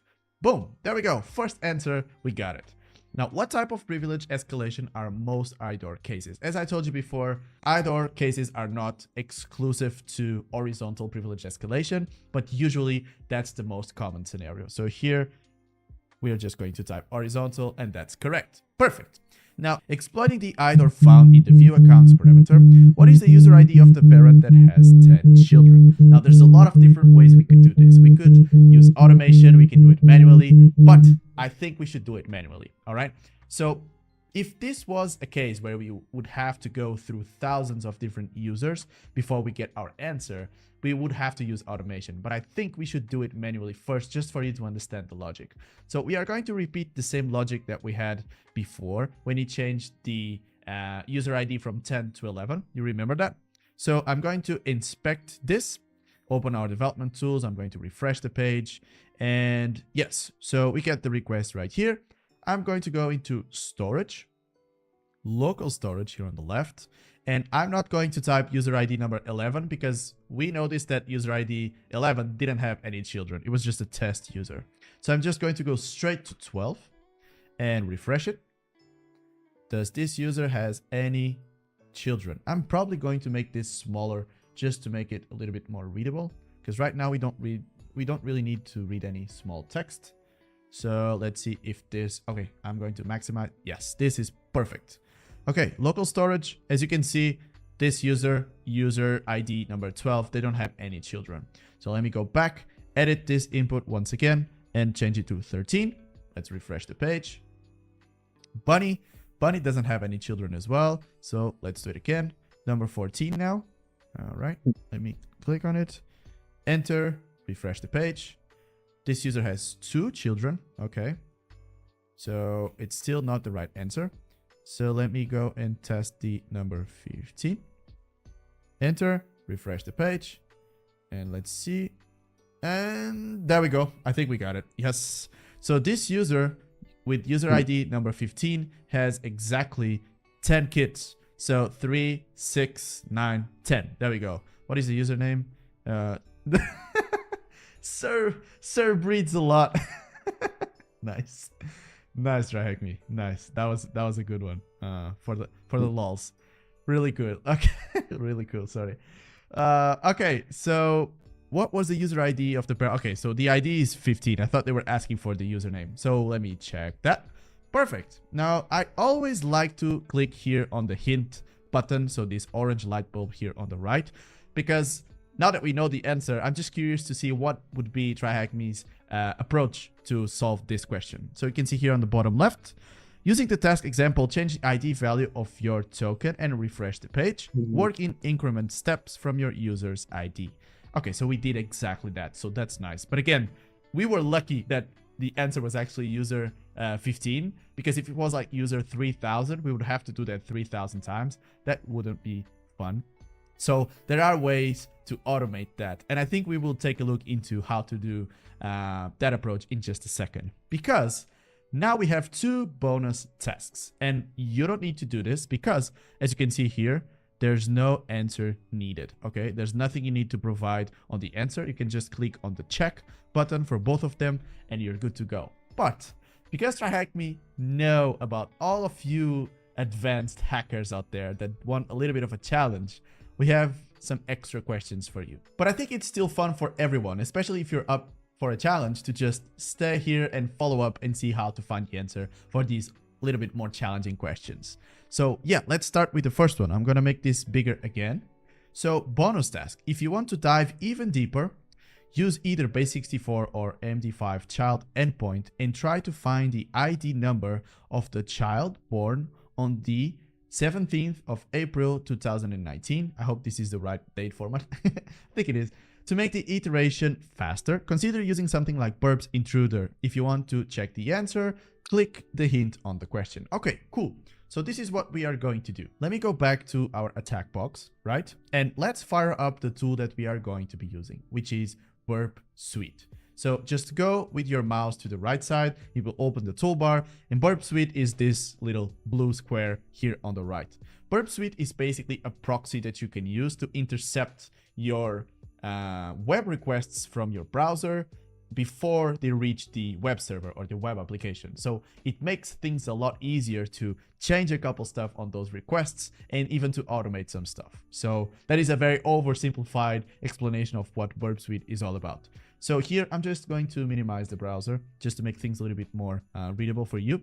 So here, yeah, just click here on next to do a temporary project and just use Burp default. This is going to load.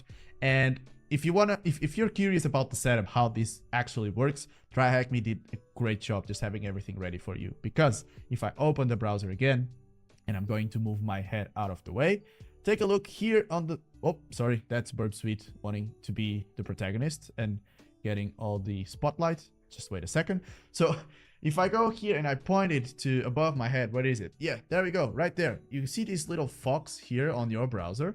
This is called Foxy Proxy. So it's basically a extension on your browser where you can use Burp as the proxy to intercept the web requests. So if I just click on Burp, things will work out of the bat. Now, if you're curious and you really want to understand how this works under the hood, just click on Options. You will see that there are a couple options here. If you click on Proxies, you will see that there is already one created for you called Burp that is using the local IP address and the port 8080. If you go back to Burp, you select Proxy on the top left, Proxy Settings here in the middle. You will see it's using the same exact IP, the local IP address, and the same exact port 8080. So that's how the traffic is being intercepted. Enough about the setup. I know TryHackMe made this very, very easy, but still people might be confused, like, how is this working? Like, how in the world are we able to intercept this thing? So that's basically the setup behind it. Let me put my face back up there. And right now, you can see here on the left, there's intercept on. So whatever I do on my browser, it will be intercepted right here. Let's test it. Let me open Firefox again, close this. And let me just, let me see if this is selected. Yeah, Burp is selected. Let me just refresh this page. There you go. You can see here on the right side, if I move my head, Burp has now been activated. You can see now on top of the browser extension, it says Burp in green. The browser is loading, but nothing is happening. It's not really getting a response from the web server. Why is that? Well, that is because the Burp Suite proxy is intercepting it. So if I just click on the intercept on button, it just turns the intercept off. And if I go into the HTTP history, you can click it right away, right there. You can see all the requests in here, which is pretty cool. So right now, everything I do on my main app, sorry, if I go back here, anything I do here, it will be logged on my Burp Suite. If you want to be even more professional, by the way, you can go here in the target blade on the top left, right click on the IP address for the web app and click add to scope. And what this will do is basically Burp is going to ignore everything that is not part of your scope, which in this case is our try present me application. So let's just click yes, because it will make things a lot more cleaner and remove all of the noise from here from your history. So yeah, we know that we have to use a specific type of request, right?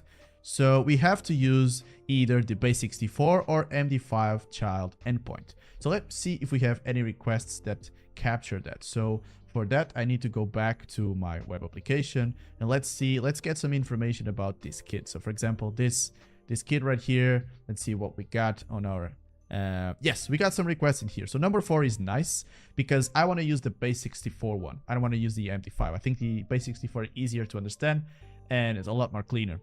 So right now, what I will do is I'm going to use a tool within Burp that is called Intruder. So you can just right click on this request, send it to Intruder. And here inside Intruder, you will see basically the web request that we are making. Now, we need to define the input to where we are going to run our payload. I know this sounds very complex, but what that means is that this MTE equals, we already know that this is a base64 number, right? So if I just copy this and I go back to CyberChef, and instead of making it to base64, because I already have the base64 encoded version, I'm going to put a new recipe called from base64. And now I'm going to copy it here. And I already know this kid's ID is number 11. It's just being encoded with base64.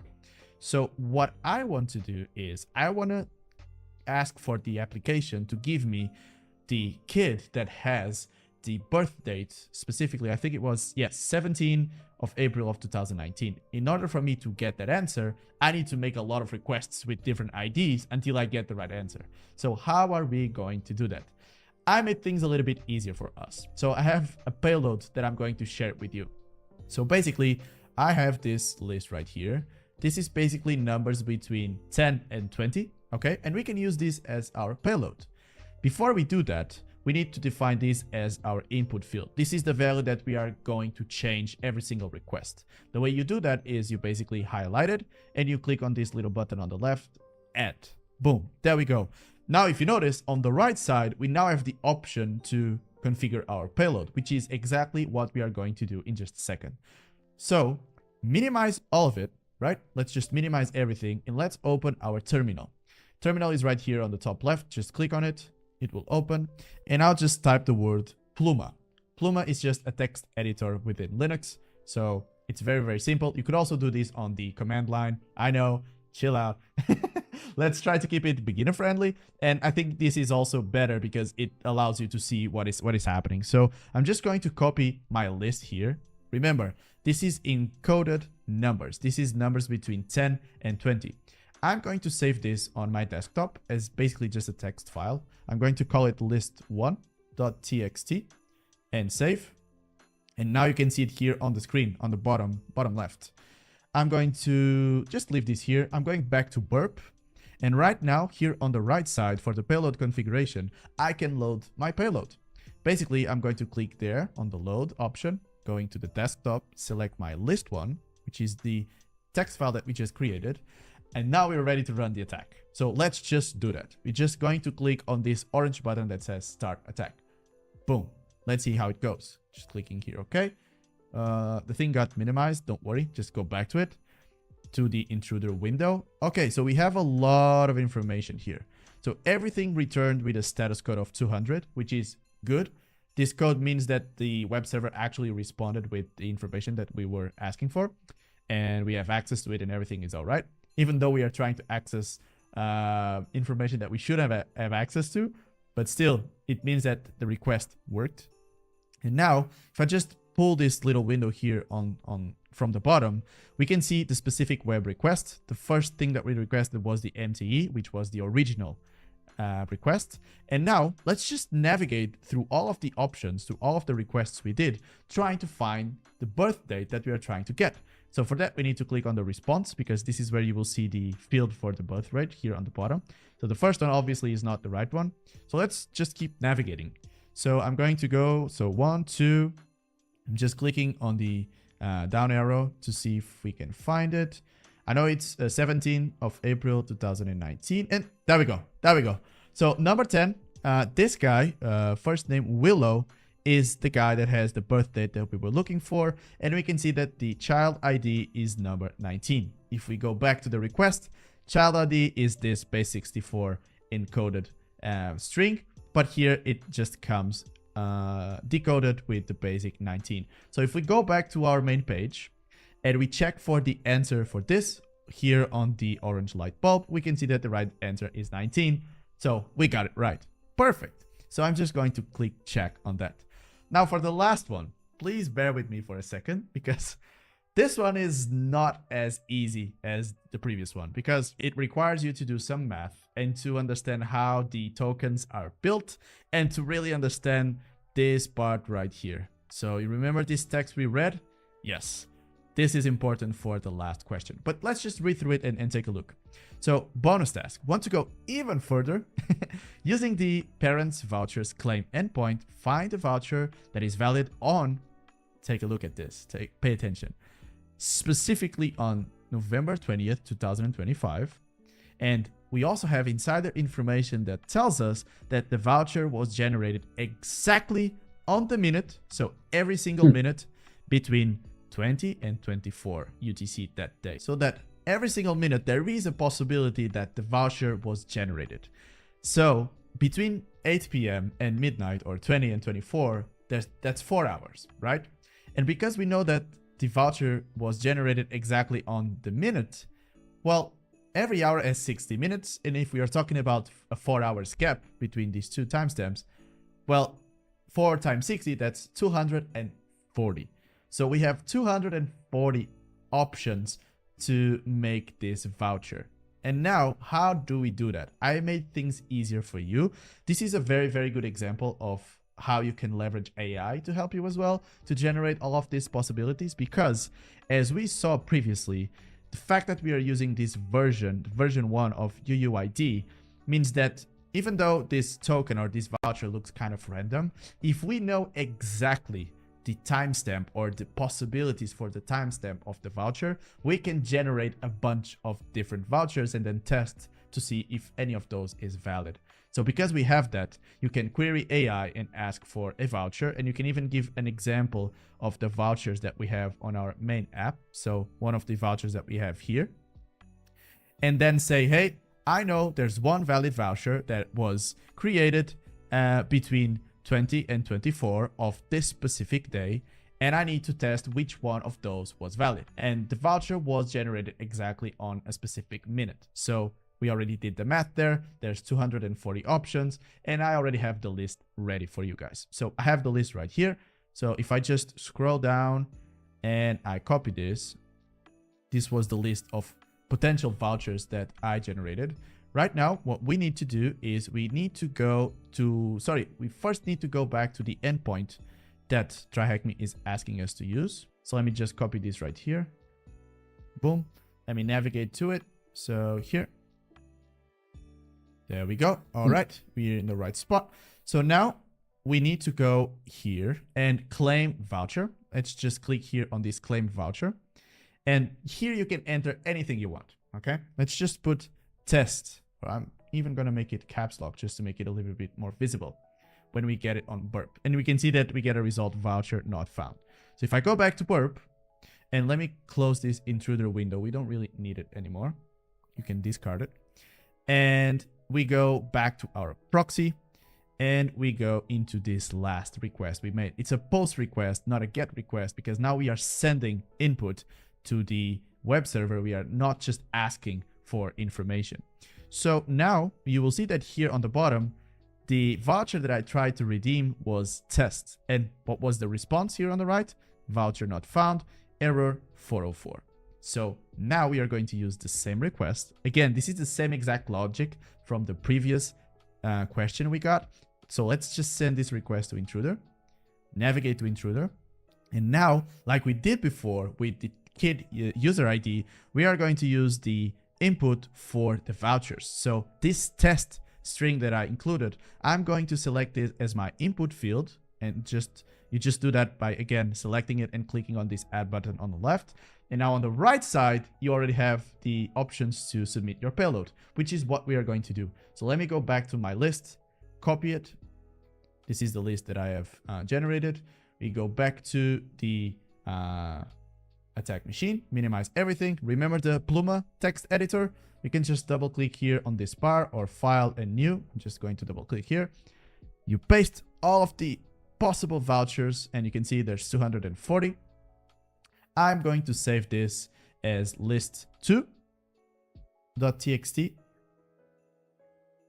and save it on the desktop as well, just because it's easier. Now everything is right here. You can see list 1 and list 2 here at the bottom of my screen. Can minimize it. And now go back to Burp, load that payload that we got, open it, and now let's start the attack. Now this is probably going to take a little bit longer because, again, we're not just testing 10 or 20 different possibilities. We are testing, as you can see here on the right, payload count 240 different possibilities. So I'm just going to run the attack. Click OK. And again, because most of these vouchers will be invalid or not legit, you will get 404 not found status codes. What we are looking for is a status code of 200, which means that we were successful and that voucher is actually valid. So let's see if we can find it. This is still running though. It's 240 possibilities, so it's still, you can see here on the bottom left, 36, 37, it's still going. Let's see if we are lucky and it's one of the first ones. Not yet. Let's see, still scrolling down. Oh, there we go. There we go. Let me color code it with red. double click on it and make it red so it's more visible. And right now, okay, let me pull up this window here from the bottom. Because I know this had a 200 status code, I know it was successful, so I already know this is the one. Maybe there's a couple more, I don't know. The question was just talking about one voucher, so maybe there's a couple more in there, but I'm just going to go with this one for now. So there is this request that we did. We provided this voucher. If we go here to the red, it's the one that is right here on the payload. And let me check the response. Boom, it's okay, as you can see here on the top. So this was the voucher that actually was legit. So I can see that it starts with 22643E00 C655, and I think all of the rest is basically the same for all of the payloads, if I can check it right here. Exactly, so the later part is basically the same, but this part in the beginning, these first two set of characters are the ones that are variable. So if this matches our right answer, we got it. So let me just check it. Bonus question. Let me check here on the hint on the right side. Answer 22643E00C655. And yes, we got it. Awesome. So let's just check it. If you enjoyed today's room, check our complete idol room. Make sure you do that because as you could see, this is a lot of fun. And I'm just going to check that and we're done. Yay! And that was it for today. I really hope you enjoyed this walkthrough. Let me know what you think and I'll see you in the next one. Bye!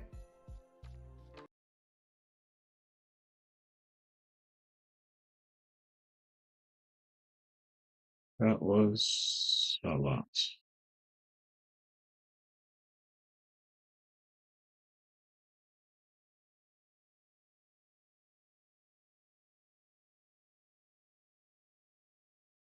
Just trying to update my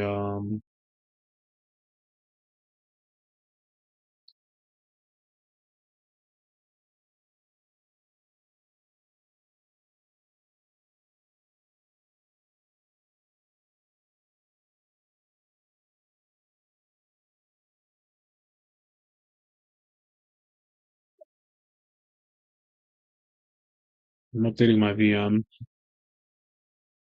Um just making sure this I could run the VM through TryHackMe to the VM. So that's why I have the video playing, just so I could like hear it in the background. I should be able to go through it, maybe skim through the video while I'm doing this. We'll see. It seems a little more complicated than the other one.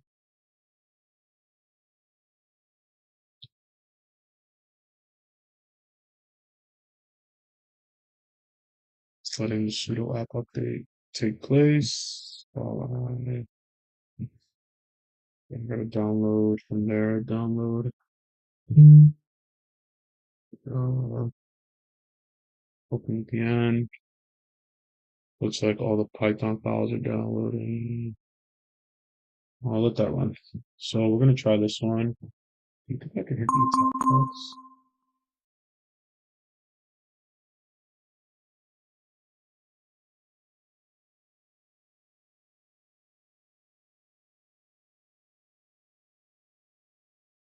See if I hit this again. Damn. Oh, 1 hour. That's weird because I literally used it the other day for like on stream for like a couple hours. It's crazy.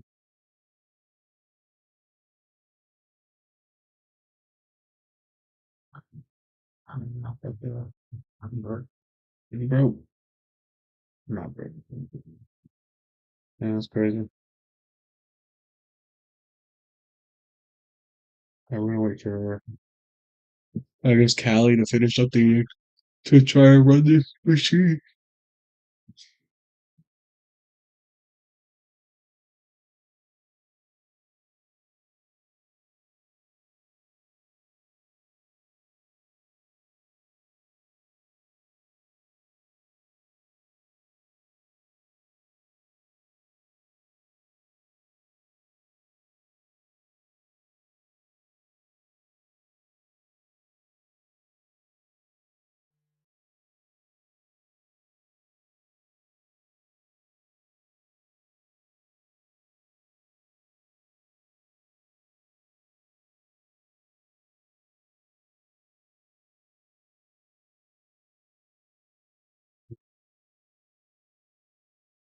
at 55. Starting all the updates. And we'll see how this thing.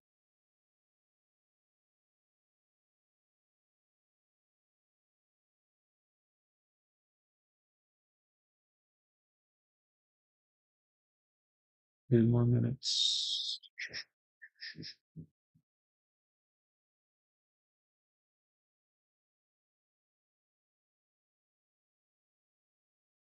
Much of this display window is killing me because it shouldn't be like this.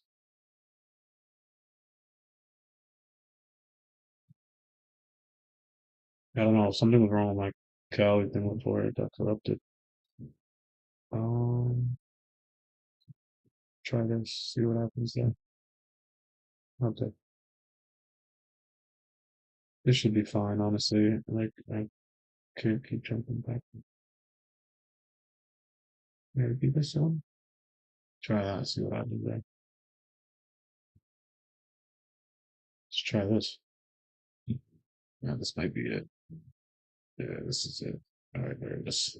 Is it? 1440 by 900. Let's get that shirt up.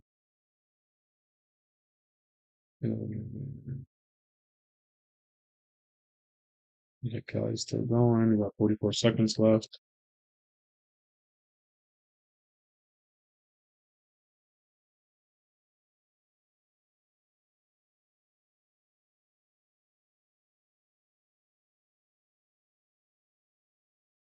So what I should be doing is, meantime, get this text out of the file. What else running?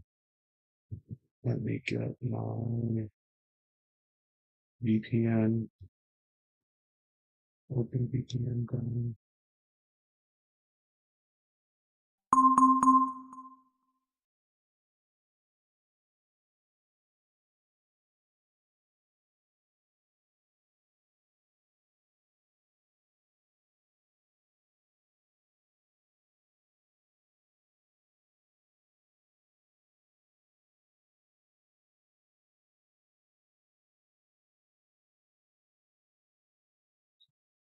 So this is preventing my detection.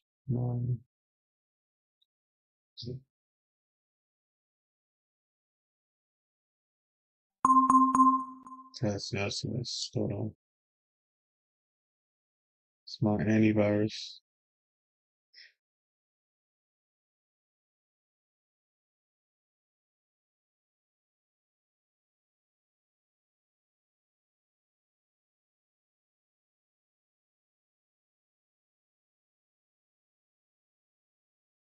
For a second.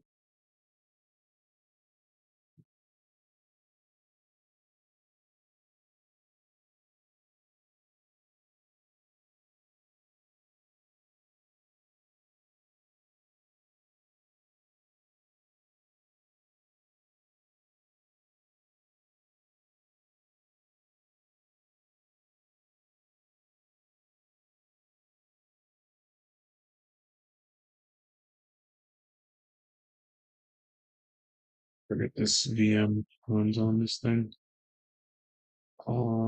Save as the desktop. File. Downloads. And copy.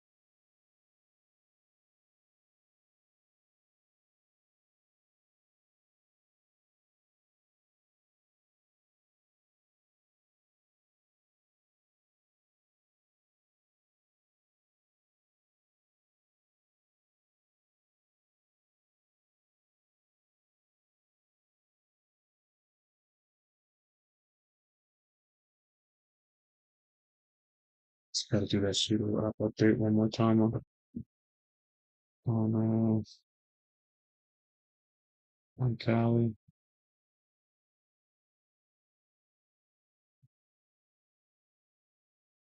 Did it? It was an error up here. So, then download two of the packets right here. So I'm just going back, doing that thing.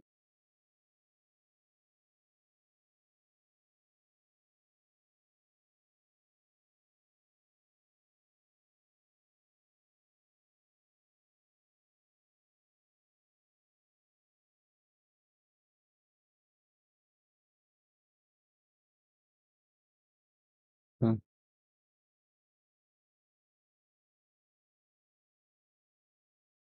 let that run. Should be pretty quick because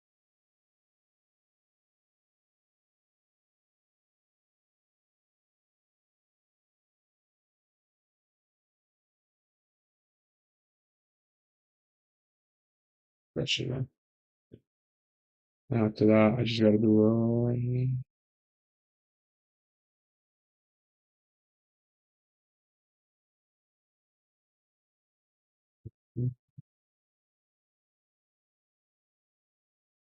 like this one. I gotta open a tab.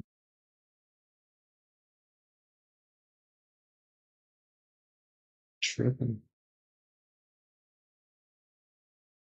Let that run in the background.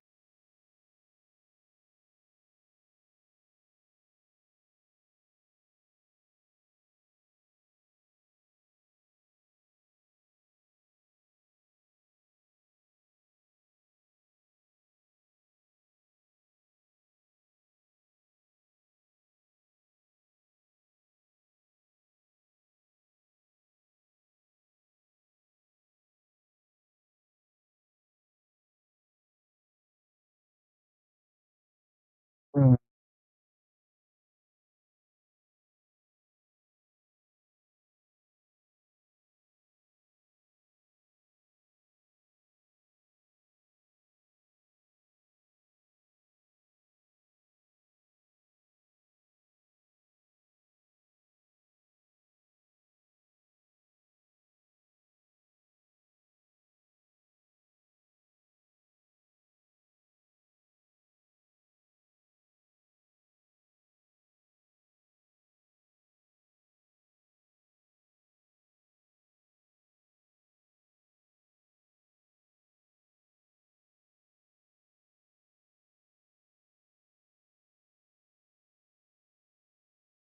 Gonna take a second.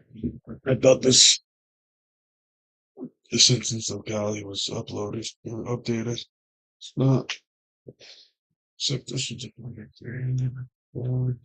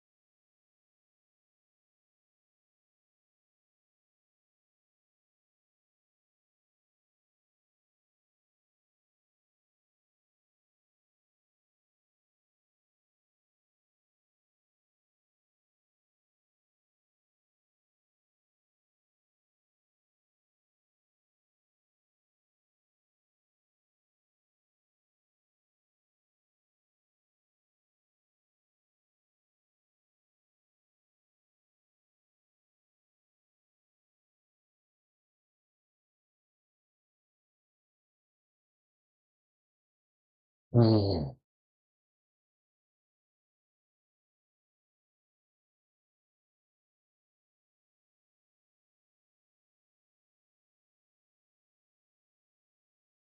take a minute.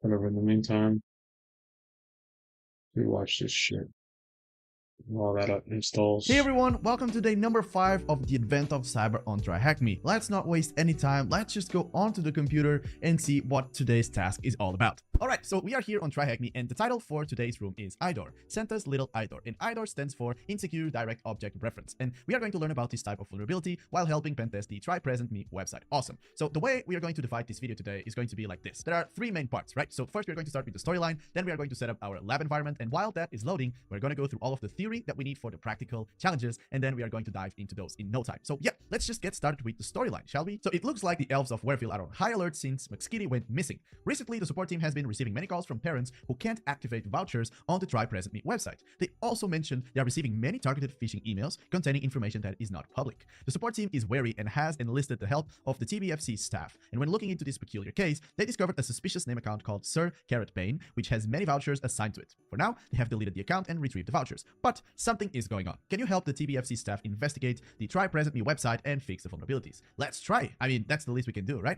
So we have some learning objectives here as well. So here's what we are going to do today. We are going to understand the concept of authentication and authorization, and both of these concepts are very, very important in security. Then we are going to learn how to spot potential opportunities for insecure direct object references, the IDORs. We're going to exploit IDOR to perform horizontal privilege escalation, and we are going to learn how to turn these IDORs into SDOR. So basically the same, but secure direct object reference. So the way I see it is that first we are going to learn some theoretical concepts that are going to be very important for us to understand the impact that a vulnerability like this can have. Then we are going to spot how you can actually spot for opportunities to exploit the IDOR. And then we are going to do it. We are going to go through some exploitation and also learn how to fix it. Perfect. Now, with all of that out of the way, that was the storyline for today. That sounds exciting. So for now, what we are going to do is we are going to connect to our machine and set up our lab environment. And today we only need 2 different things, right? We need our attack box and our VM. So the VM is where the TryPresentMe website is going to be hosted and where we will be able to access it. All right, so it's very, very easy to set up your lab environment with TryHackMe. So all you need to do is click 2 buttons right here. So let me start with the target machine, which is the easiest. So you basically just click on that big green button and it's already loading. Usually it takes like a minute or so. And then you start the attack box, this big white button here on the right side of your screen. So if you click on that, you will see that it opens this right side panel, which is not ideal. Why is that? Well, I'm in the way, basically. So you wouldn't be able to see a lot in there. So what we are going to do is on the bottom part of your screen, you have this little icon here in the middle that says view in full screen.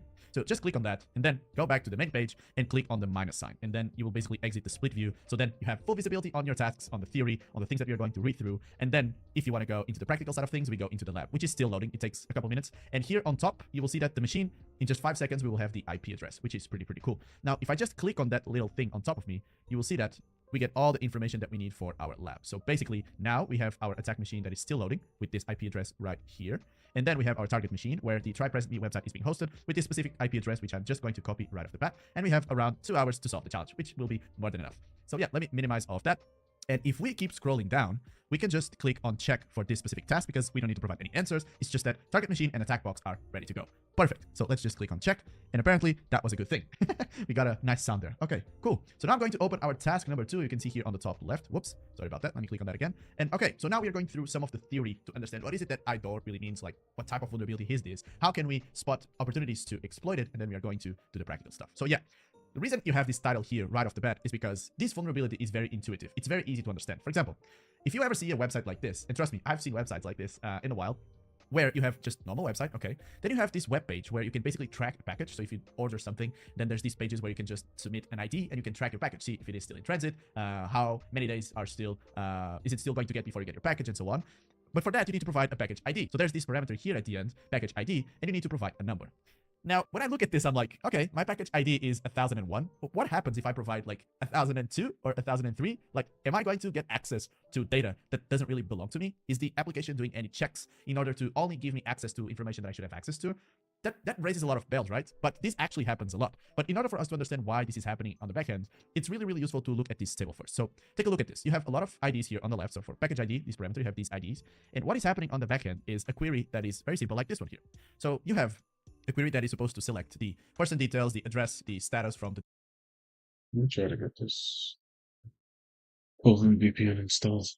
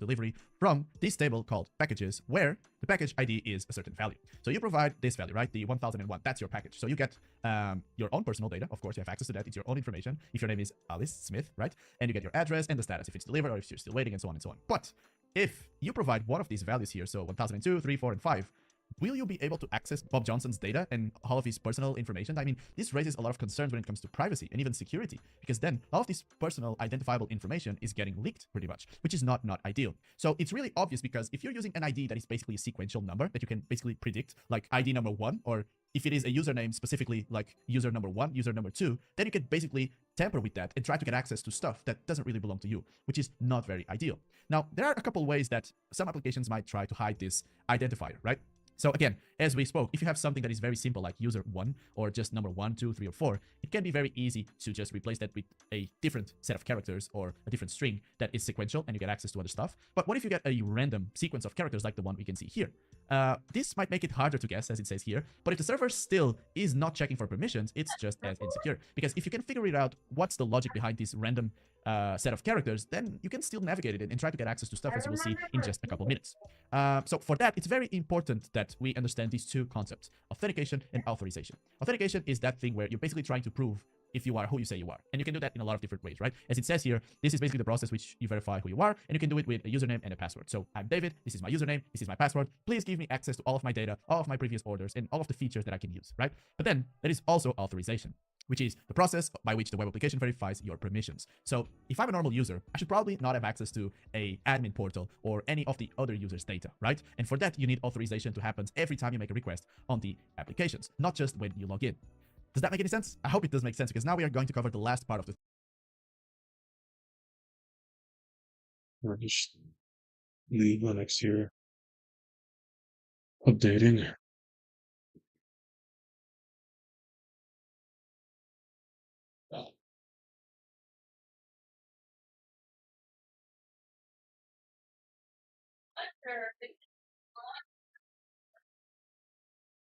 Let me go verify some yogurt. Here, back all this runs.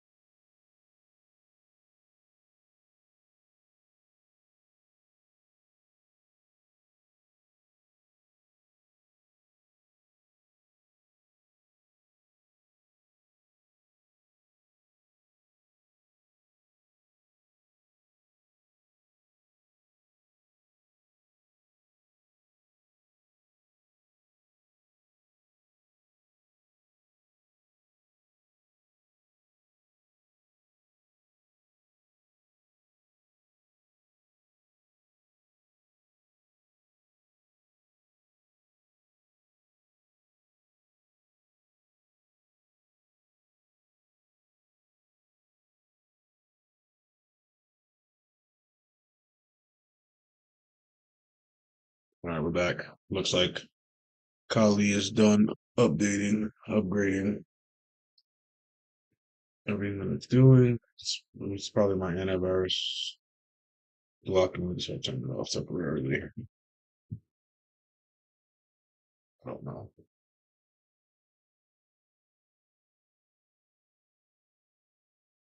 I don't know what it could have been, but it seems like it was that. Mm, It's the only thing I can think of. All right, we're back. Rock and rolling. Now we just got to do the update here. Install this. See if we can get open VPN on this.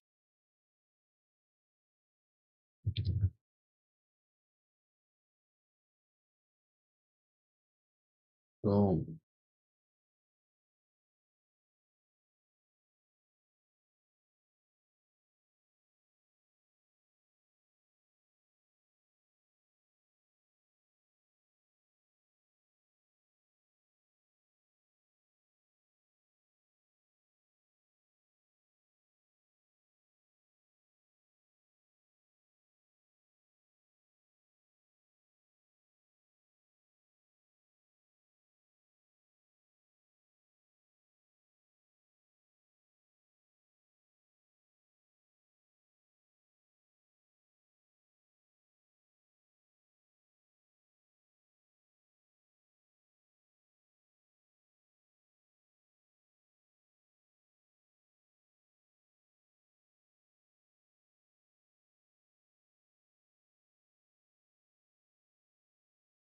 Do a sudo apt fix broken install.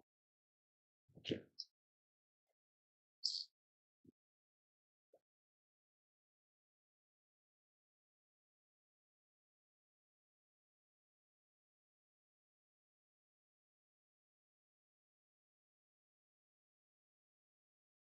Finally,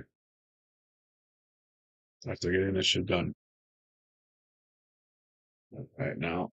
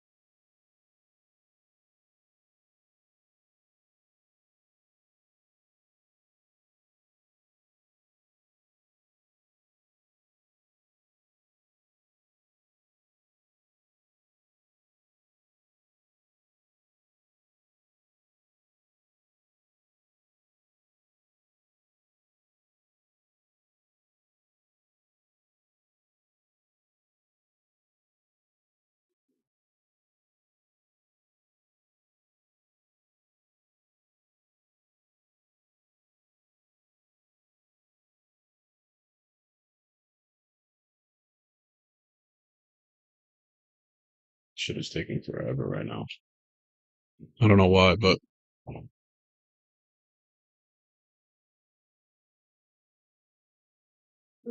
hey, you devouring chips. You devouring the chips. Yeah, they're good.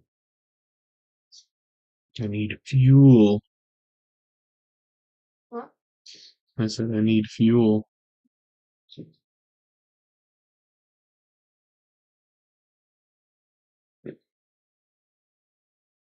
This is going. I'm about to push the on some YouTube because this is crazy.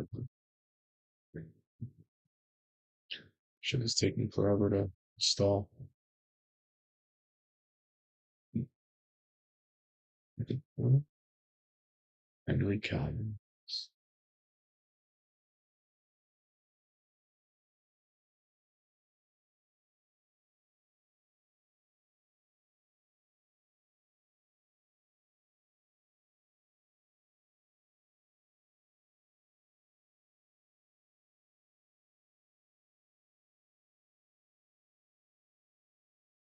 This shit right here is fine. All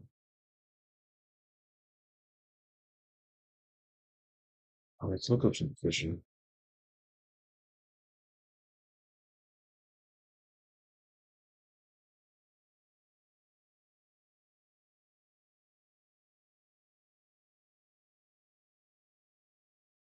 While this does whatever it's doing.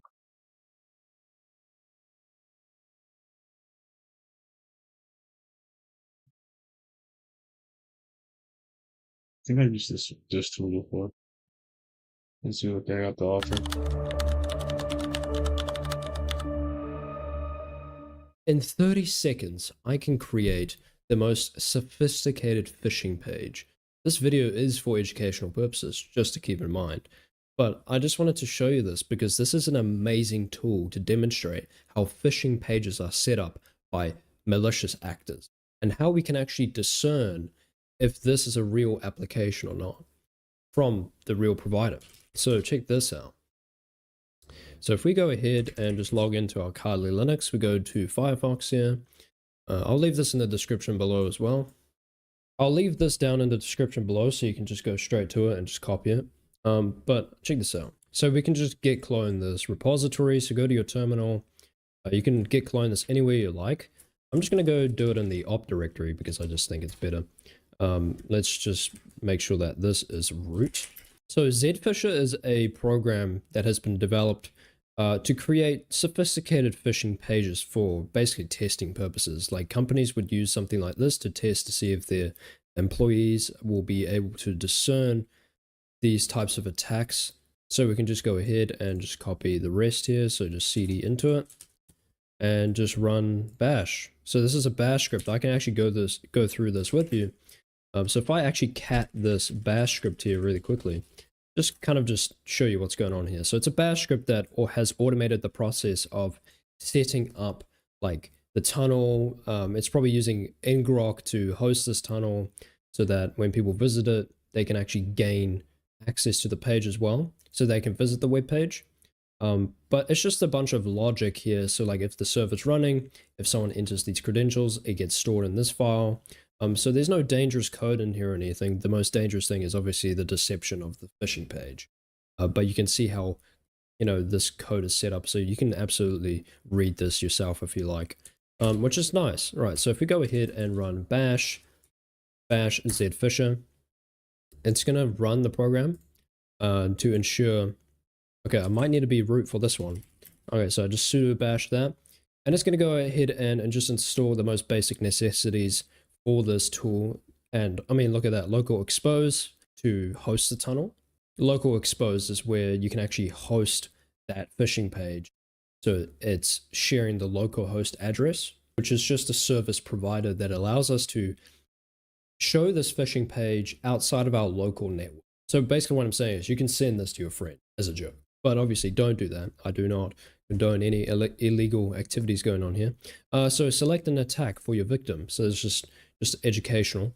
So let's go with Instagram. I mean, the most popular one is Instagram, right? So I would assume Instagram would be sophisticated enough. So let's do Instagram because that looks interesting.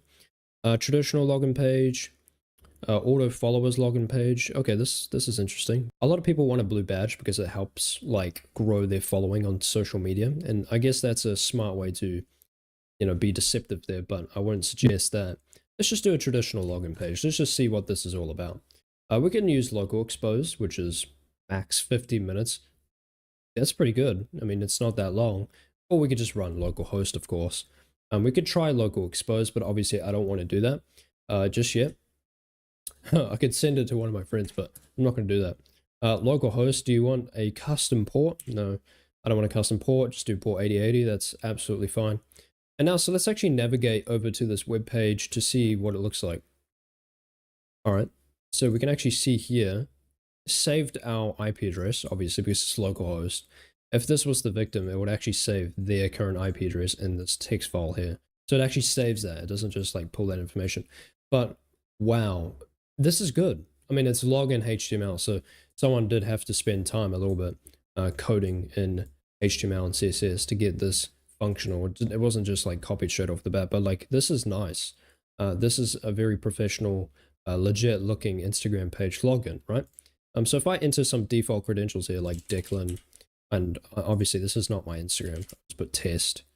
I can't log in for some reason. Maybe the password needs to be longer. Okay, there we go. Let's just do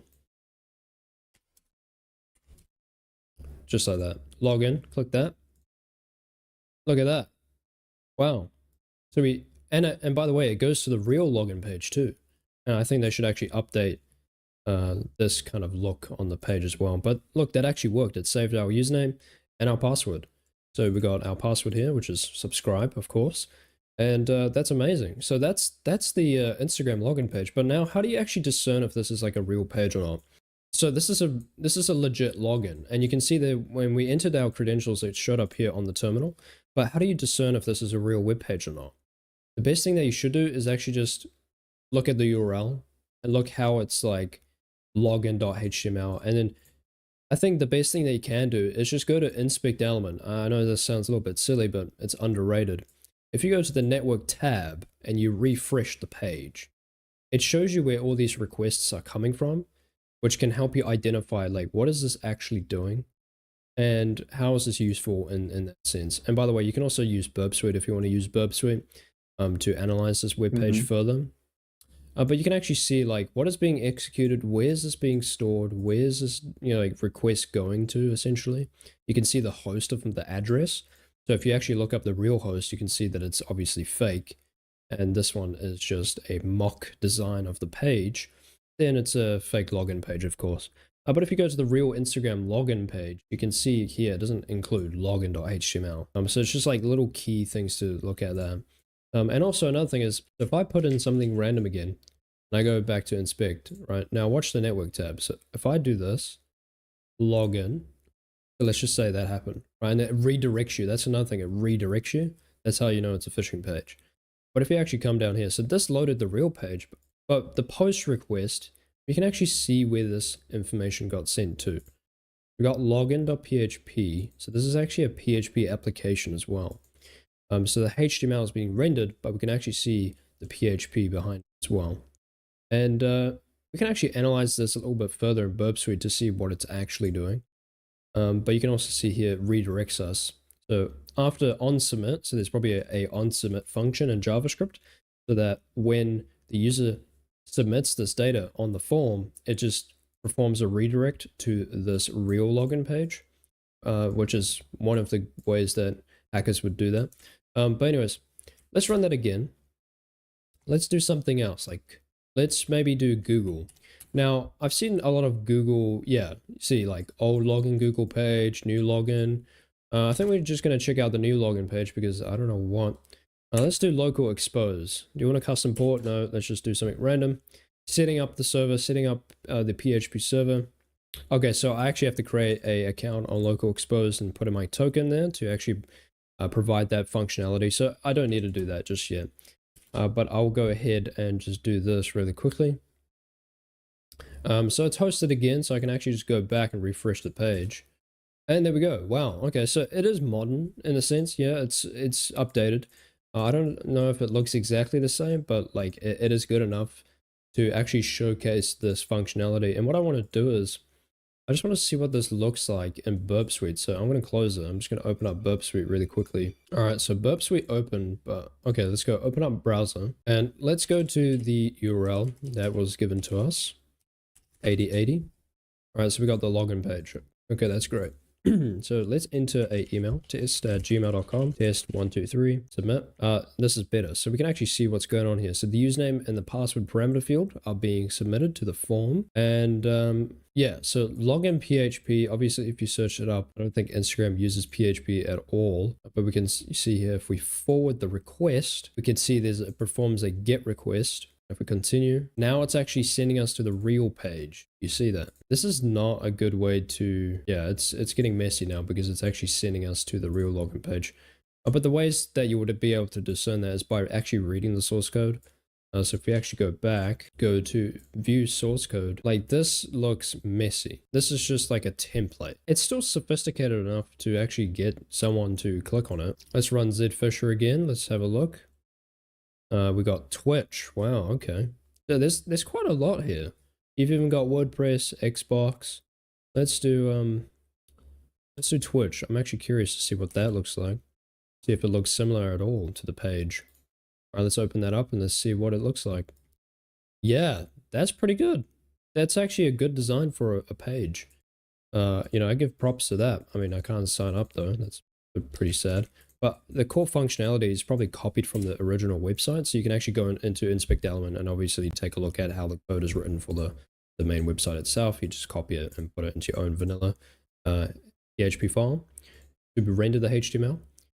So yeah, no, it is very good. It's still sophisticated enough. But obviously if you put in something random, that's one thing you should do. If you see something suspicious and you put in something random, that's how you know.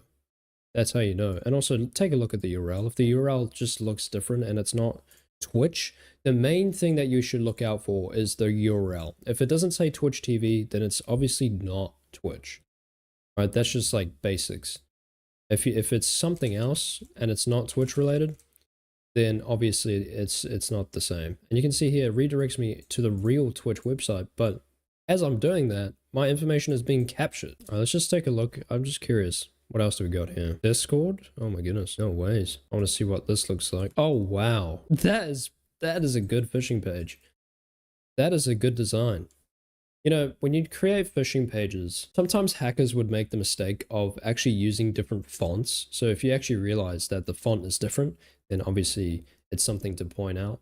And yeah, sure, you can use the same images, blah, blah, blah, but it's not the same. I think the best way to watch out for phishing pages is to check for misspelled domains. Like if you see something like this, Microsoft.com, but with a 0 in the URL, then it's obviously not Microsoft. It's more of a deceptive domain for you to merge away from the original Microsoft website to the phishing page. So sometimes people can make a typo and end up on a page like that. So make sure you don't spam your keyboard too much because you might just end up on a phishing page. Yeah, so this is what I was saying. So visual and layout issues, if you see any low quality logos that they literally just copied off Google and downloaded as a PNG file. If you notice any typos or layout issues, like I said, like certain layout issues when you shrink the browser. That's pretty cool. Let's go to Go on it. Just trying to do a TryHackMe, but this OpenVPN thing is not working at all. Let's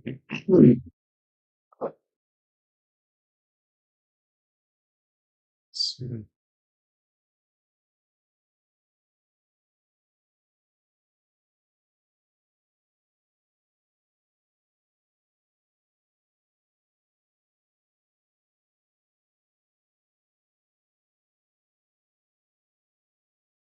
There's 20 things we must do after In today's installing. video, we're diving into Kali Purple, a game-changing tool designed specifically for defensive cybersecurity.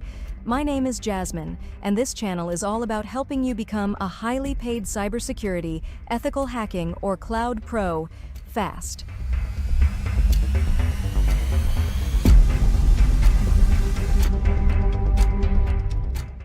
While installing Kali Purple is straightforward, the real power lies in setting it up correctly. This operating system isn't just about penetration testing, it's a robust platform for comprehensive cyber defense. In this guide, I'll walk you through 20 things you must do after installing Kali Purple to make your system secure, optimized, and ready to tackle even the toughest challenges in cyber defense. Whether you're a seasoned cybersecurity professional or a beginner, these steps will ensure you get the most out of your setup. Let's jump right in. Step 1. Update your system. After installation, the first step is to update your system. This ensures all your software is up to date, patches known vulnerabilities, and fixes any bugs that might affect performance. Running an outdated system leaves you exposed to security risks and makes your setup less efficient. To update your system, open the terminal and run the following command: sudo apt update and sudo apt upgrade. This step ensures your system is running the latest, most secure software versions. It also improves performance, which is critical for defensive operations that demand significant system resources. Step 2. Create a non-root user. Using the default root account for daily operations is a poor security practice. A root account has unrestricted access to your system, and even a minor mistake could cause irreversible changes. Additionally, attackers target root accounts because of their high privileges. To create a new user account with limited privileges, use these commands: sudo add user and enter user's name. If the username already exists, the system will let you know. Next, give the new user admin rights using sudo usermod-ag sudo your username. Switching to a non-root user minimizes the risk of accidental system-wide changes and makes it harder for attackers to exploit your system. This small change significantly improves your security posture. Step 3.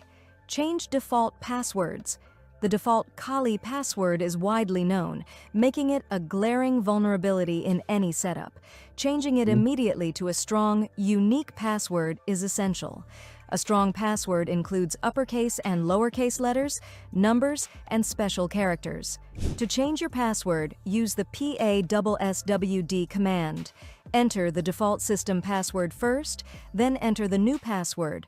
By securing your accounts with strong passwords, you protect your system from unauthorized access and brute force attacks.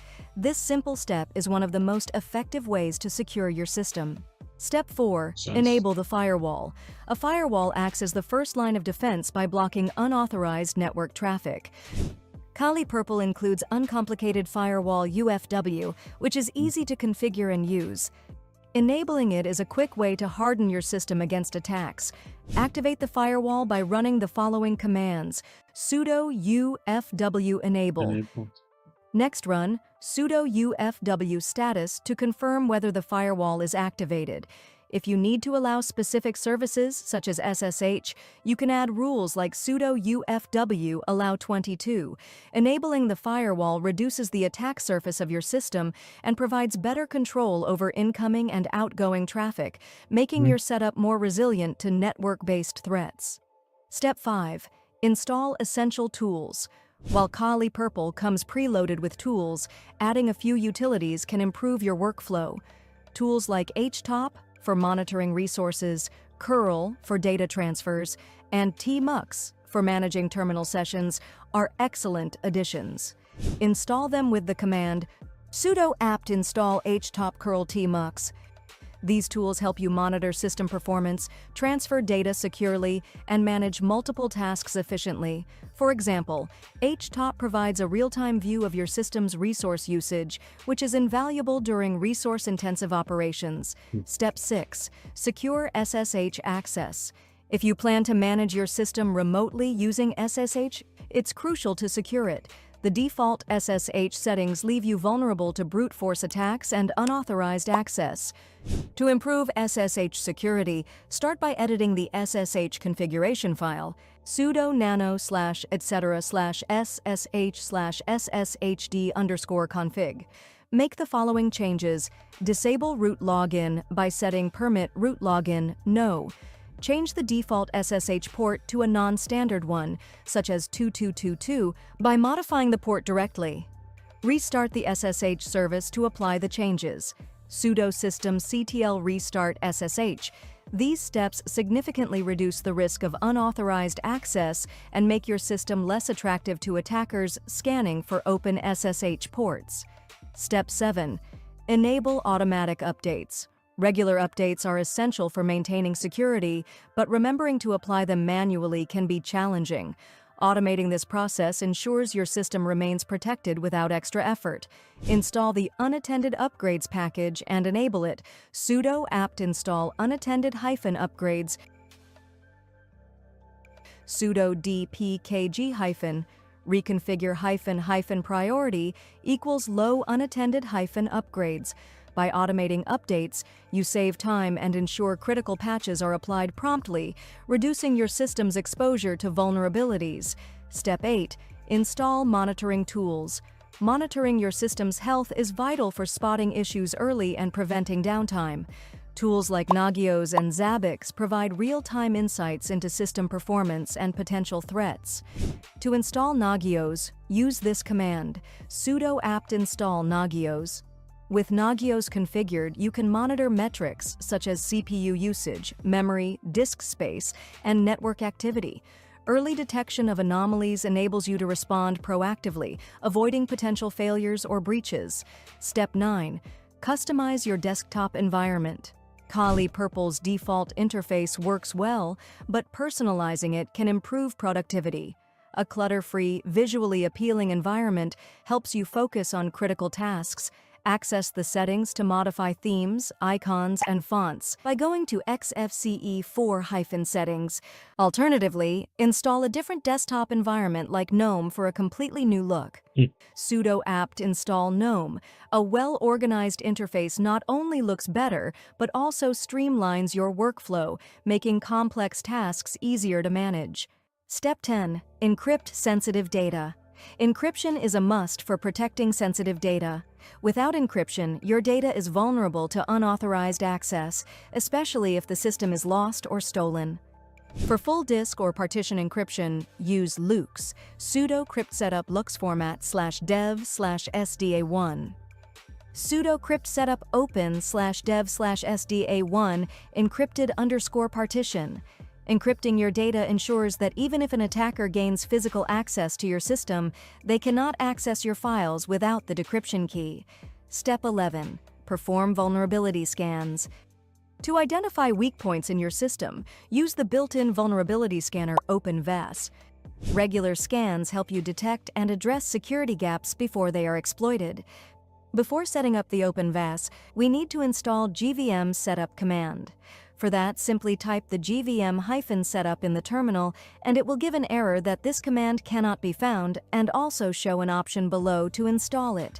Simply enter Y and hit Enter to install it. It will take some time to install. Once done, you can set up OpenVAS with the command sudo gvm-setup. Running a full scan provides a detailed report of vulnerabilities and actionable recommendations to strengthen your system's defenses. Step 12. Schedule regular maintenance. Cybersecurity is not a one-time task. It requires ongoing effort to stay effective. Setting a schedule for updates, log reviews, and scans ensures your system remains secure and optimized. Use cron jobs to automate regular tasks like updates. To edit scheduled tasks, run crontab-e. This will open the cron table in your default text editor, where you can add or modify scheduled tasks. Now add the 02 ***** apt update and && apt upgrade -I line to schedule nightly updates. Scheduled maintenance helps you stay ahead of potential issues and reduces the time spent on routine tasks. Step 13. Harden the kernel. Strengthening your system's kernel reduces its vulnerability to network-based attacks. Start by modifying the sysctl configuration file, sudo nano/etc/sys ctl.conf. Update these lines for added security. net.ipv4.icmp_echo_ ignore _all equals 1. net.ipv4.tcp _syncookies equals 1 net.ipv4.conf.all.rp filter equals 1 net.ipv4.conf.all.accept_source_root equals 0. Apply the changes. Sudo sysctl-p. With these adjustments, your system gains resilience against SYN flooding, IP spoofing, and other common attack vectors. Step 14. Configure intrusion detection systems.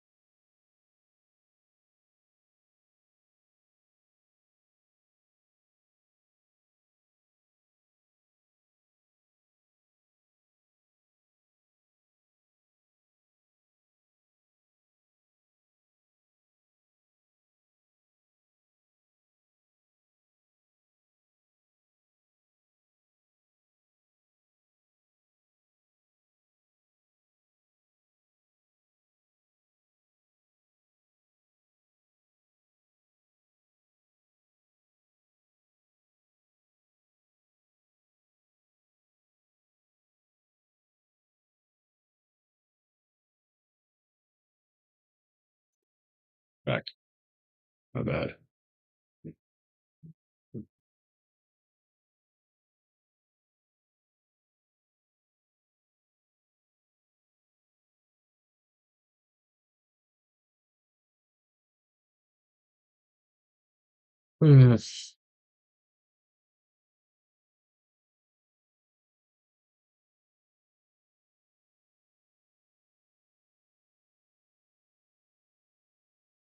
Some reason this shit is not letting me get on that TryHackMe, so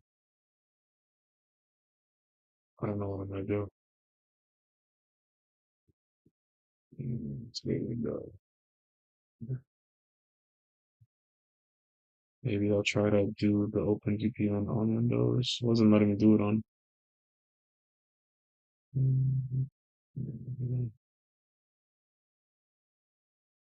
Just leave it there.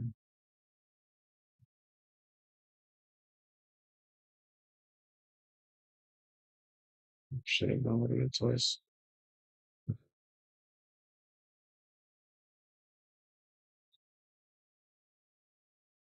Install this.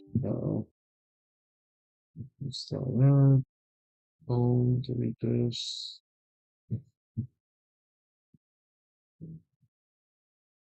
We wanted to do it on my Kali VM. It wasn't working though. I don't know what's going on. Gotta figure it out. Okay. I'll figure it out. Tomorrow, I'm just gonna leave it running in the background. That's actually what I have to. Let's leave that there. Let's put this down. Let's do. Actually, I should shut this down, and then I should have it. I forget where does it say run in the background.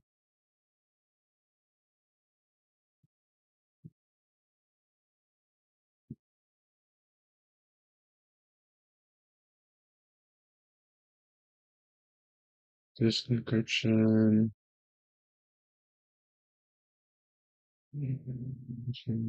One system.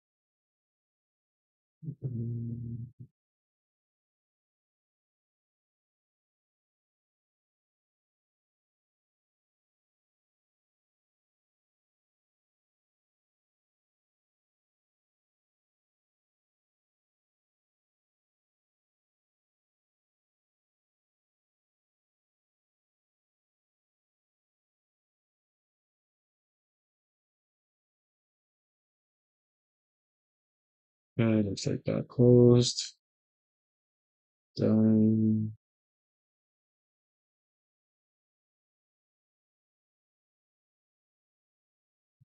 Open VPN GUI.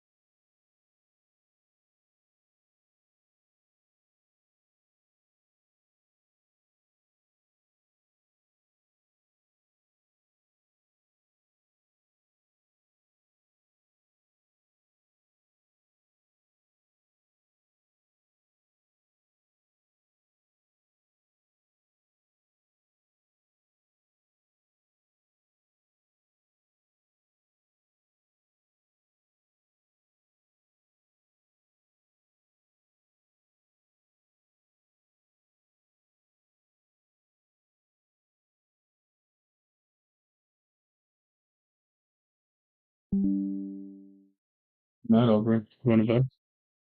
All right, I'll see you later. Okay, let's get on here and play again.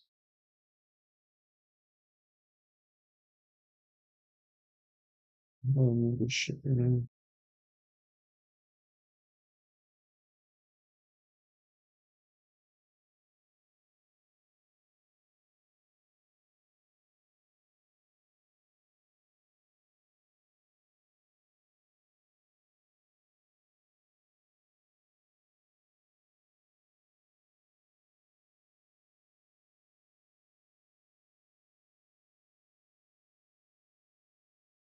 Finally got VPN thing to work. Open VPN to work on my computer. Shit took forever.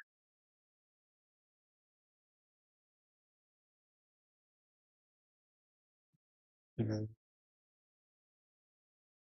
wait for the to pop up. I can go. Do not connect. Disconnect. This should just crash the whole.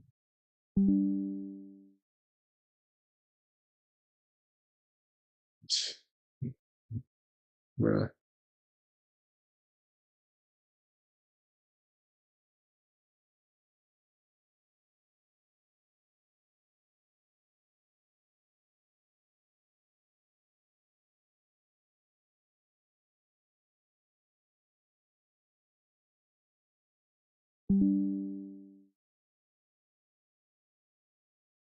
Okay, there we go. We're back. Sorry about that. Opened up opened up VPN and it killed me. Open up NordVPN. Right click, connect.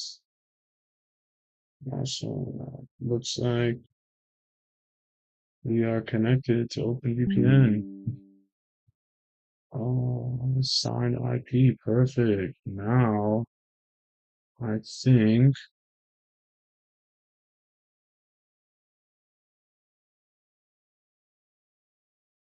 I think I could use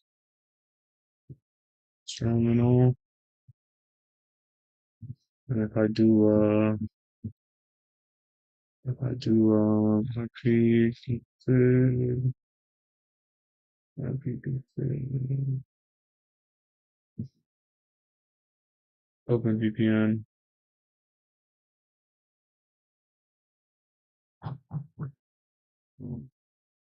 That's what I have to do.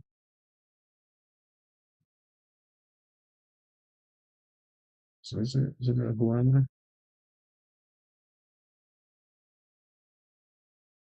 No.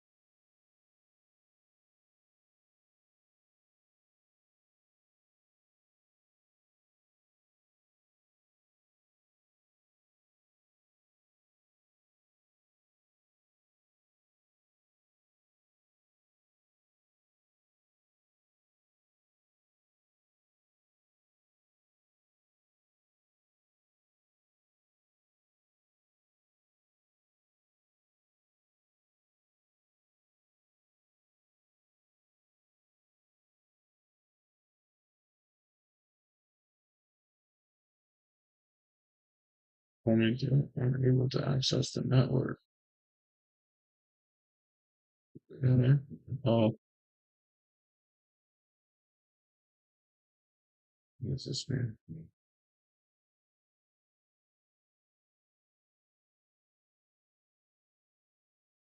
Okay. Says I'm connected.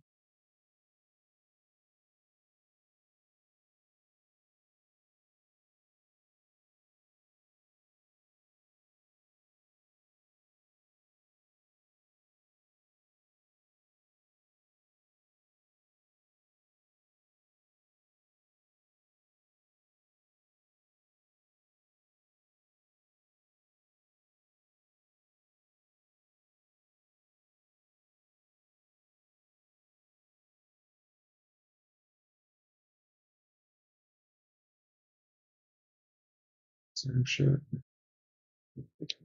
Let's see, open.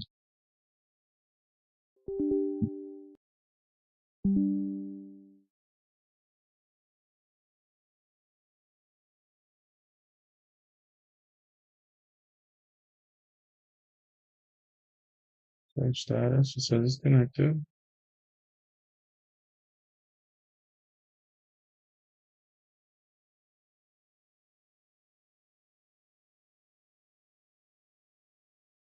And should be able to access the machine now.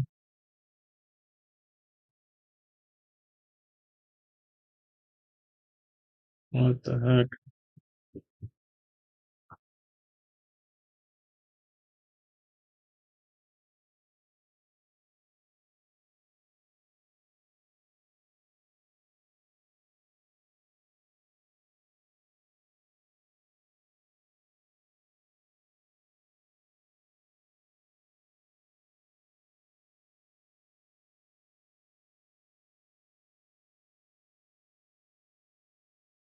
Try this.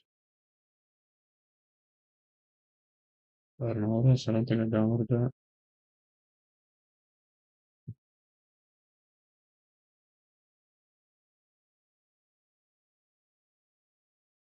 I can't access nothing.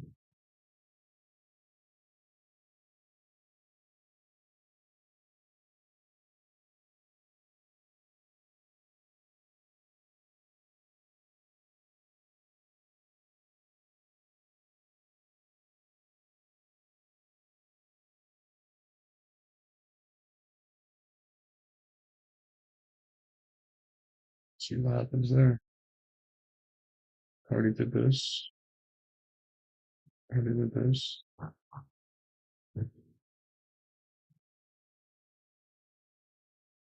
Yeah. Run as admin. Yes.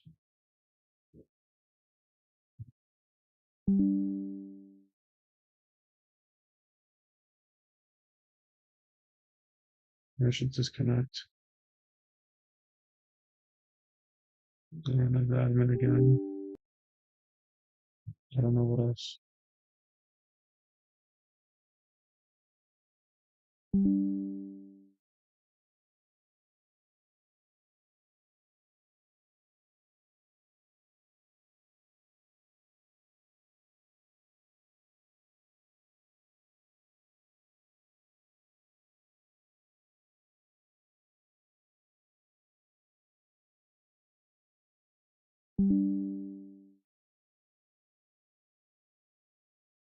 It says I'm connected. Open VPN for Windows. Connected.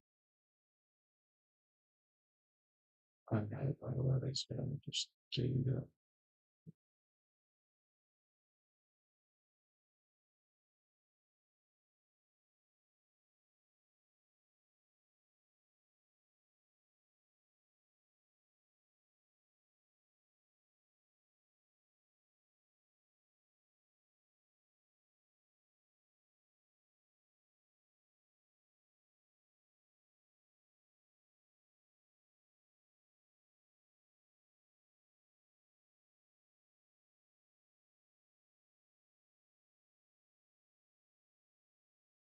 Not gonna lie, I think it's easier to do it on a Mac, and I think so I'm gonna just transition to my Mac because this shit is insane.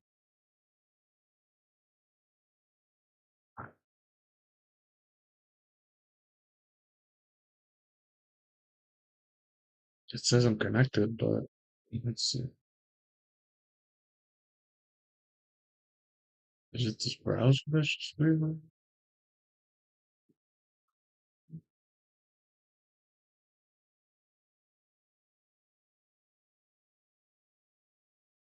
Here it says VPN access connected. It's online. You know what? I'm gonna just try this. Start machine.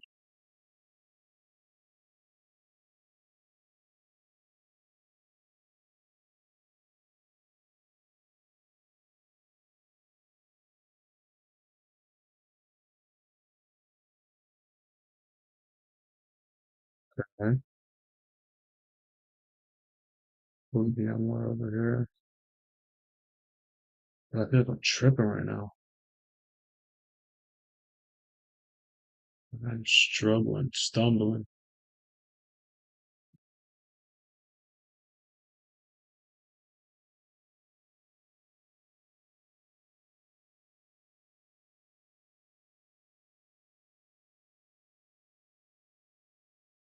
Swear it's thing with a lot of confusion, but 10 seconds.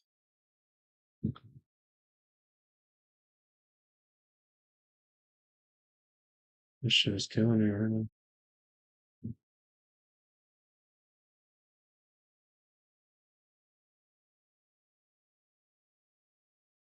Really. But now, obviously, that works.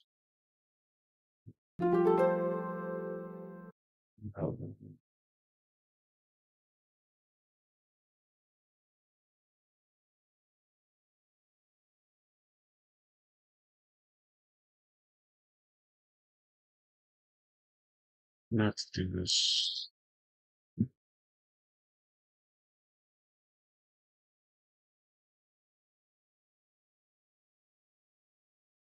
This looks like this is the password.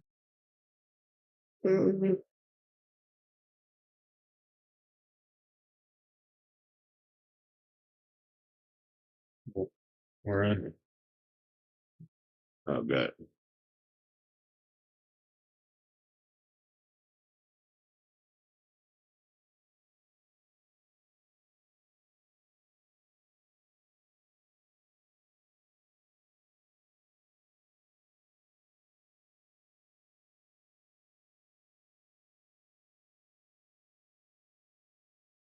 Network, reload. Let's see what we got. So these are requests. What are we looking for though? You are looking for, let's start by the rental. Now let's refresh the page. Okay, let's look for view account info. Click on it. Let's see. Okay. Right here, click on it. And we can see user ID is 10. And that's not good. In the above image, we can see that the user ID with the value of 10 was used. Go to request. If we can click on the response tab, you can see that the user ID corresponds to a user. That's not good either. In the response. I think I just dropped this in the way. And let's see. Is that going to be in the way?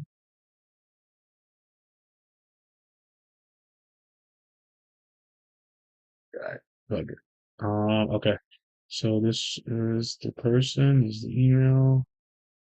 Damn. Just expose this guy. Okay. Tell us that the application is using user ID as a reference for getting details. Let's see what happens when we change this. In the developer tool, navigate to storage tab and expand to local storage. Let's go storage tab and let's expand local storage. Storage key. Okay. So storage key, and then here's IDs right there as well again. That's kind of crazy. I just want to say. Can't zoom that. Yeah. Okay. So change your ID to 11. Double click the value.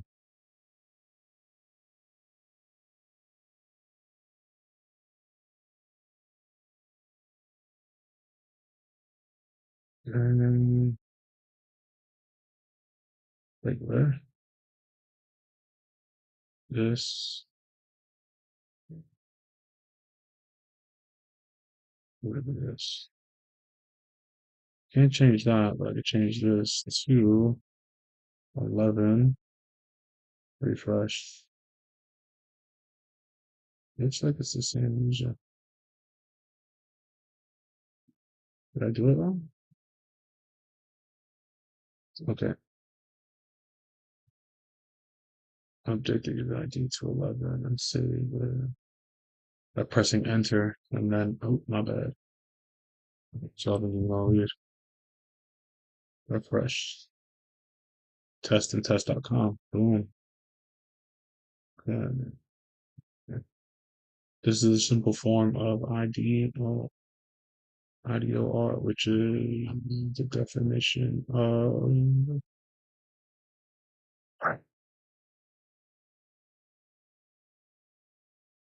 Lyric object reference. Okay. Sometime IDOR or EDOR may not be as simple as just a number. In certain cases, encoding may have been used. We'll load a profile. Click on the icon. Okay. Boom. Um,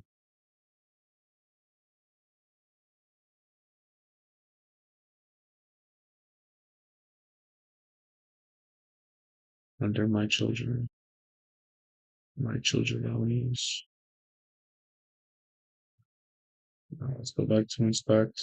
Let's go back to storage.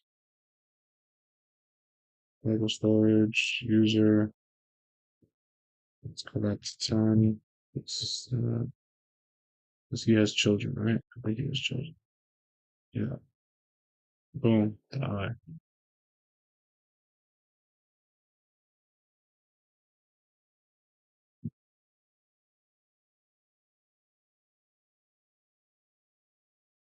Let's go back to the network tab. Network.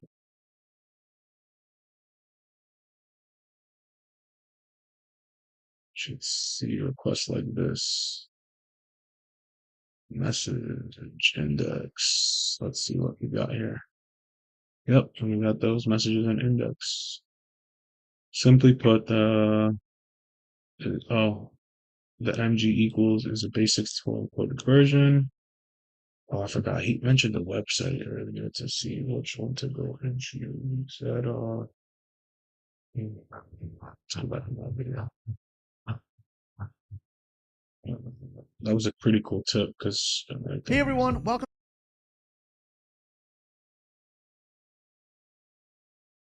Right here. Is 64, and you just Cyber Chef. Cyber Chef. It's a pretty good tool.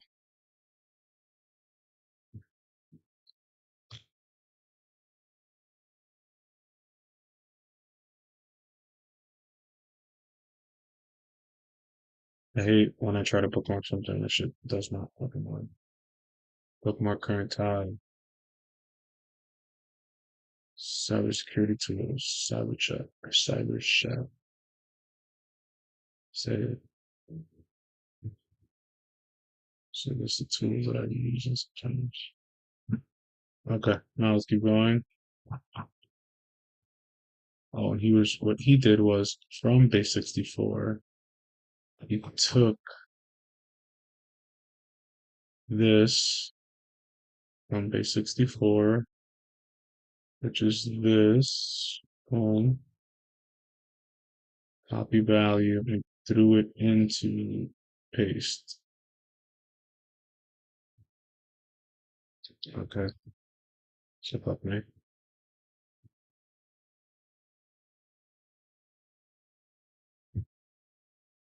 I gave him the number and then how to decode base64. Which is two. This could also be performed, still perform using this request. You still have a base64 encoder. Base64 encode the number first. Okay.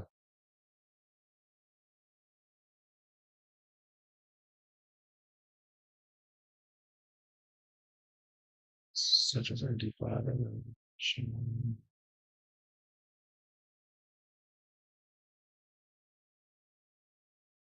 okay.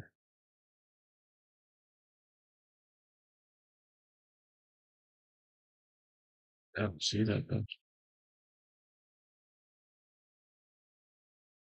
Hey, well, upon further investigation, you can see that the type of hash, if we understand what values is used to generate the hash, we can perform an attack by simply replicating the hash function using something like a hash identifier, which is this.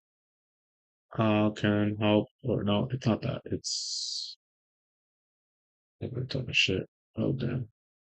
Yeah, something like that. I mean, that's another good tool to keep too. Then just fucking exit it out.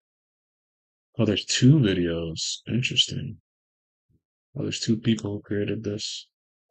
Created this. Who did this? Let me pin that.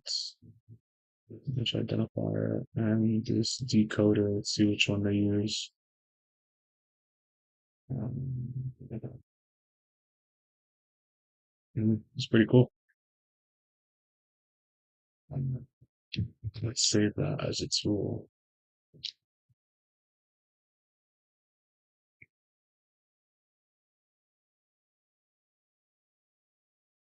Let's save this as a tool too. Hash type identifier tool. Those are two pretty cool things that we could probably use in the future. What the hell is it?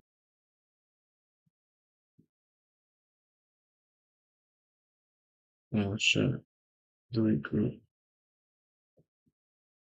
Tools, shop. Just keep it open. Okay. So now it's telling us to go use the tool that it just gave us, which was this one. Um,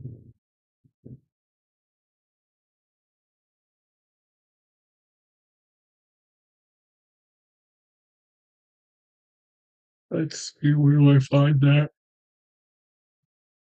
Oof.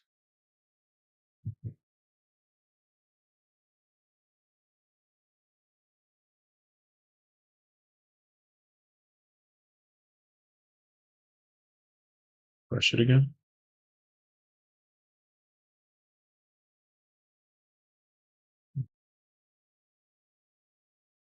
And that's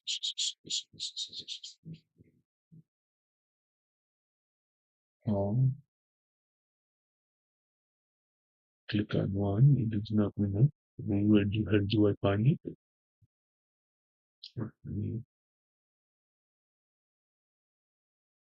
I'm tired.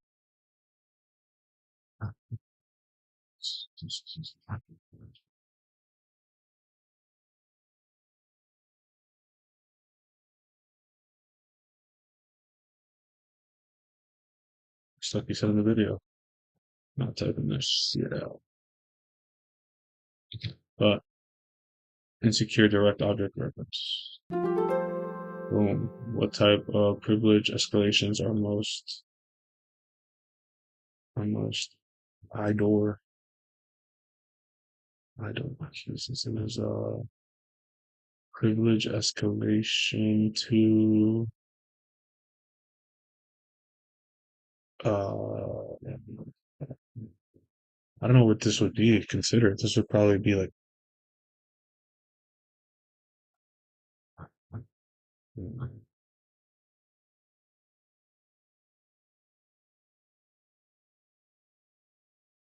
there.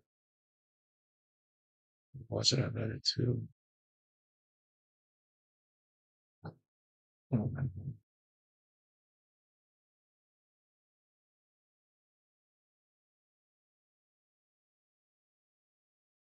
Damn, I read it too. I read that.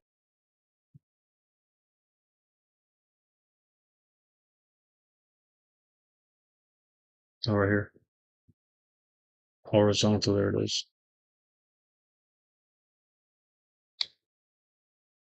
I'm pretty sure that's what it was.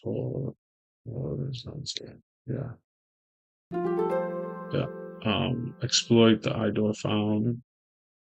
I don't know why I call it IDOR, but IDOR found in the view accounts parameter. What is the user ID of the parent with 10 children? And I guess sure.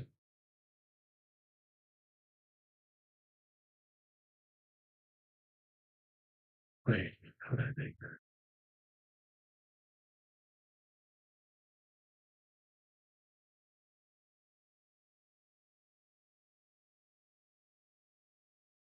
I'm kind of stuck how they got from here to here because wow, the string above man with the point. Okay, yeah, they just kind of fucking skipped. Am I tripping? Oh no, it's right here at the top of this. But mine doesn't have that. So how do I get there? Let's go back to storage. Let's go here. Let's go here. Let's change the value again to 11. Enter. Refresh. Network. See what we got here. No, it's not it either.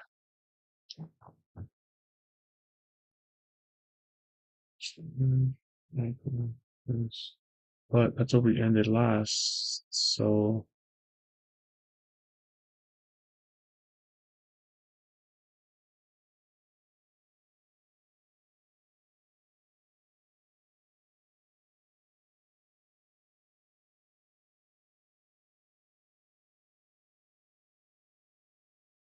okay, let's go back to him, and then let's go back to the child's eye. But I don't see any of that. I don't see. There it is. But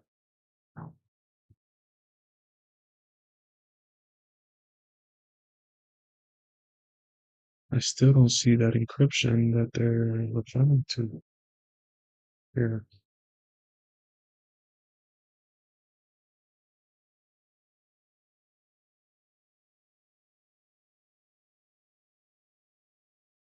And I see this CSS, right? I see this.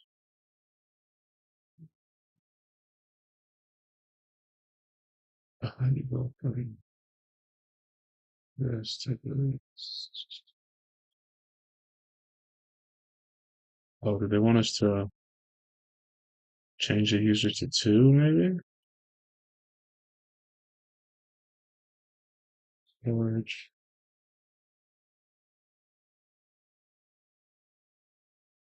2? Mm-hmm. Okay. Let's try. No, that's not it either. And now lab coats. Time. Let me terminate this. I'm gonna come back to this tomorrow somehow. Right. Right arose.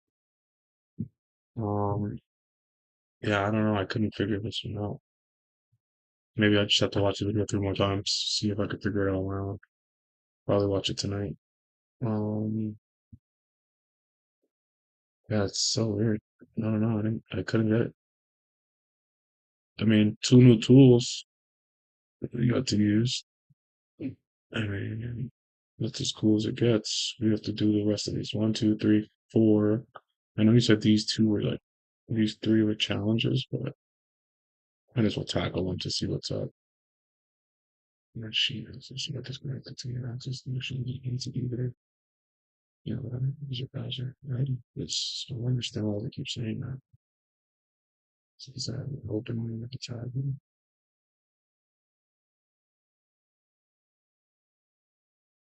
Yeah, it's weird. View profile. All right. Looks like, oh, we got another follower. Oh, that guy from earlier in the stream followed us. Nice. Nice.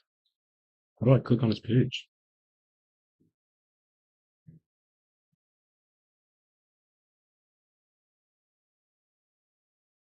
What is it?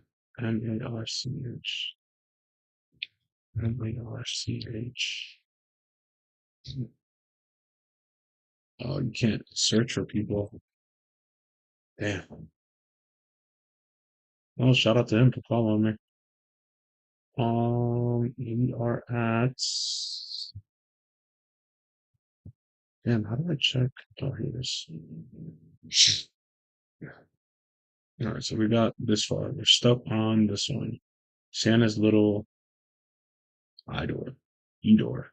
I don't know. We're 42% of the way through, which is almost halfway. So we can change the team. We can almost finish. This guy.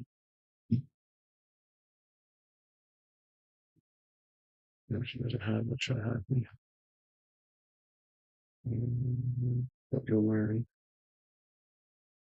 AWS security is something that I definitely want to get into, but there's a way that it showed